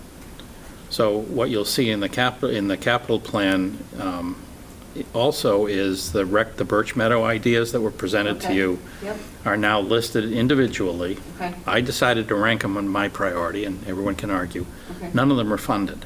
Right. Because the community hasn't really had a what do we want discussion yet. And that's most appropriate to start that discussion at the financial forum. And then things that have never appeared on the capital plan also need to be introduced as to what do you want to do. You know, there's placeholders for a community/senior center with no funding, we don't know. You know, the community garden, probably the grant speaks to that. The community compost center, I have no idea what the cost or size would be. But there's a variety of ideas floating out there that aren't tied down enough for staff to understand, how does this fit into a capital plan, or does it? Or does it? And that's kind of what we figure the 31st is meant for. And then I mentioned one of the September meetings is Green Communities with the Climate Advisory Committee, and that's meant to discuss that $6 million. You know, I think I explained that town staff had circled somewhere around 4 million or 4.5 million as must-haves, and there's a lot of optional stuff. And the must-haves are the most energy efficient to help us towards energy reduction for green communities. And then the things we have not picked do not necessarily tick that box, but that doesn't mean they're not interesting and shouldn't be discussed. And they're all a one-year type of project? Or are these like 4 million for multiple years? The 4-odd million is wrapped into one bundle project that's done pretty quick. Any other work on the public buildings could be added to that. I didn't want to exclude other things in the community. You know, if you wanted to put up a solar array over the train station parking lot, that has nothing to do with public buildings. It wouldn't have anything to do with performance contracting, but it could stand alone under the 6 million as a separate project to, you know, to be done later, obviously. So those are kind of what staff's done to prepare both schools and mostly DPW and facilities. Okay, and all of these things that you're mentioning, like, are, would be applicable to the Green Community's performance? Yes. 20% reduction promise? Okay, Yes. gotcha. Karen, can I just about one quick question? I know not phase one, but let's call it step one of the Birch Meadow complex was the like 1.1 million for the path and the restroom pavilion, and that's what I thought we were moving forward with, but we still have to fund it. Yeah, and I didn't necessarily agree with, well, several things that were said, but I didn't agree with the order. If you're going to start building out that area, the first thing you have to do is deal with the parking, to me. Whatever you're going to do to the old Imagination Station parking lot, you do it. There's other mentions of parking. I don't know if Birch Meadow Drive needs to be improved, but the way I tend to think is first, let's build a capacity for what might follow. You know, you start putting in things that are interesting to use, even just walking paths, and then all of a sudden, no one can park there. So I'll show you, I've got a list that kind of is in that order with some of the very large ticket items like, you know, extra turf fields at the bottom. You know, they're $3, $4, $5 million each. Yeah, that's like a nice to have someday, vision, yeah. right? But that, just because I've done it that way doesn't mean that's what the community has to do. They need to do what they need to do. And again, we have a capital plan that, for what it's worth, is balanced for a few years, taking FinCom's generosity of going up to 5.5% for a few years. Doesn't mean it can't be changed and shouldn't be changed, but it doesn't use up any of these extra funds. You know, that's still available for whatever the community discussion is, if that's the way it wants to go. Okay, so really, we all need to be educated on what you're saying about this. And Okay. you'll see in the 31st, there's downtown streetscape improvements. Okay. You know, it's in the capital plan for $2 million. We have $7.5 million possibilities to work on. We have a $5 million bond bill from the state, which may or may not ever happen. So there's a large menu of things. You'll be familiar with most of them, but you wouldn't have seen them all listed together. Okay. So it's really kind of a big list. And again, this is all one-time stuff. Yeah. Could that presentation, or at least some of the information on priorities and capital, be included in the agenda and published in advance of the meeting? Oh, absolutely. And I worked on it a little early to try to get it to the FinCom meeting on August 18th, just so they could see visually what we're talking about. So it's pretty much ready. Yeah, maybe we'd like to, if we could get that too, get Yeah, a copy of that. sure, that'd be great. of course. And also, if it tucks into a warrant report for September 27th, there's nothing to do with the warrant you close, but, you know, For the November town meeting.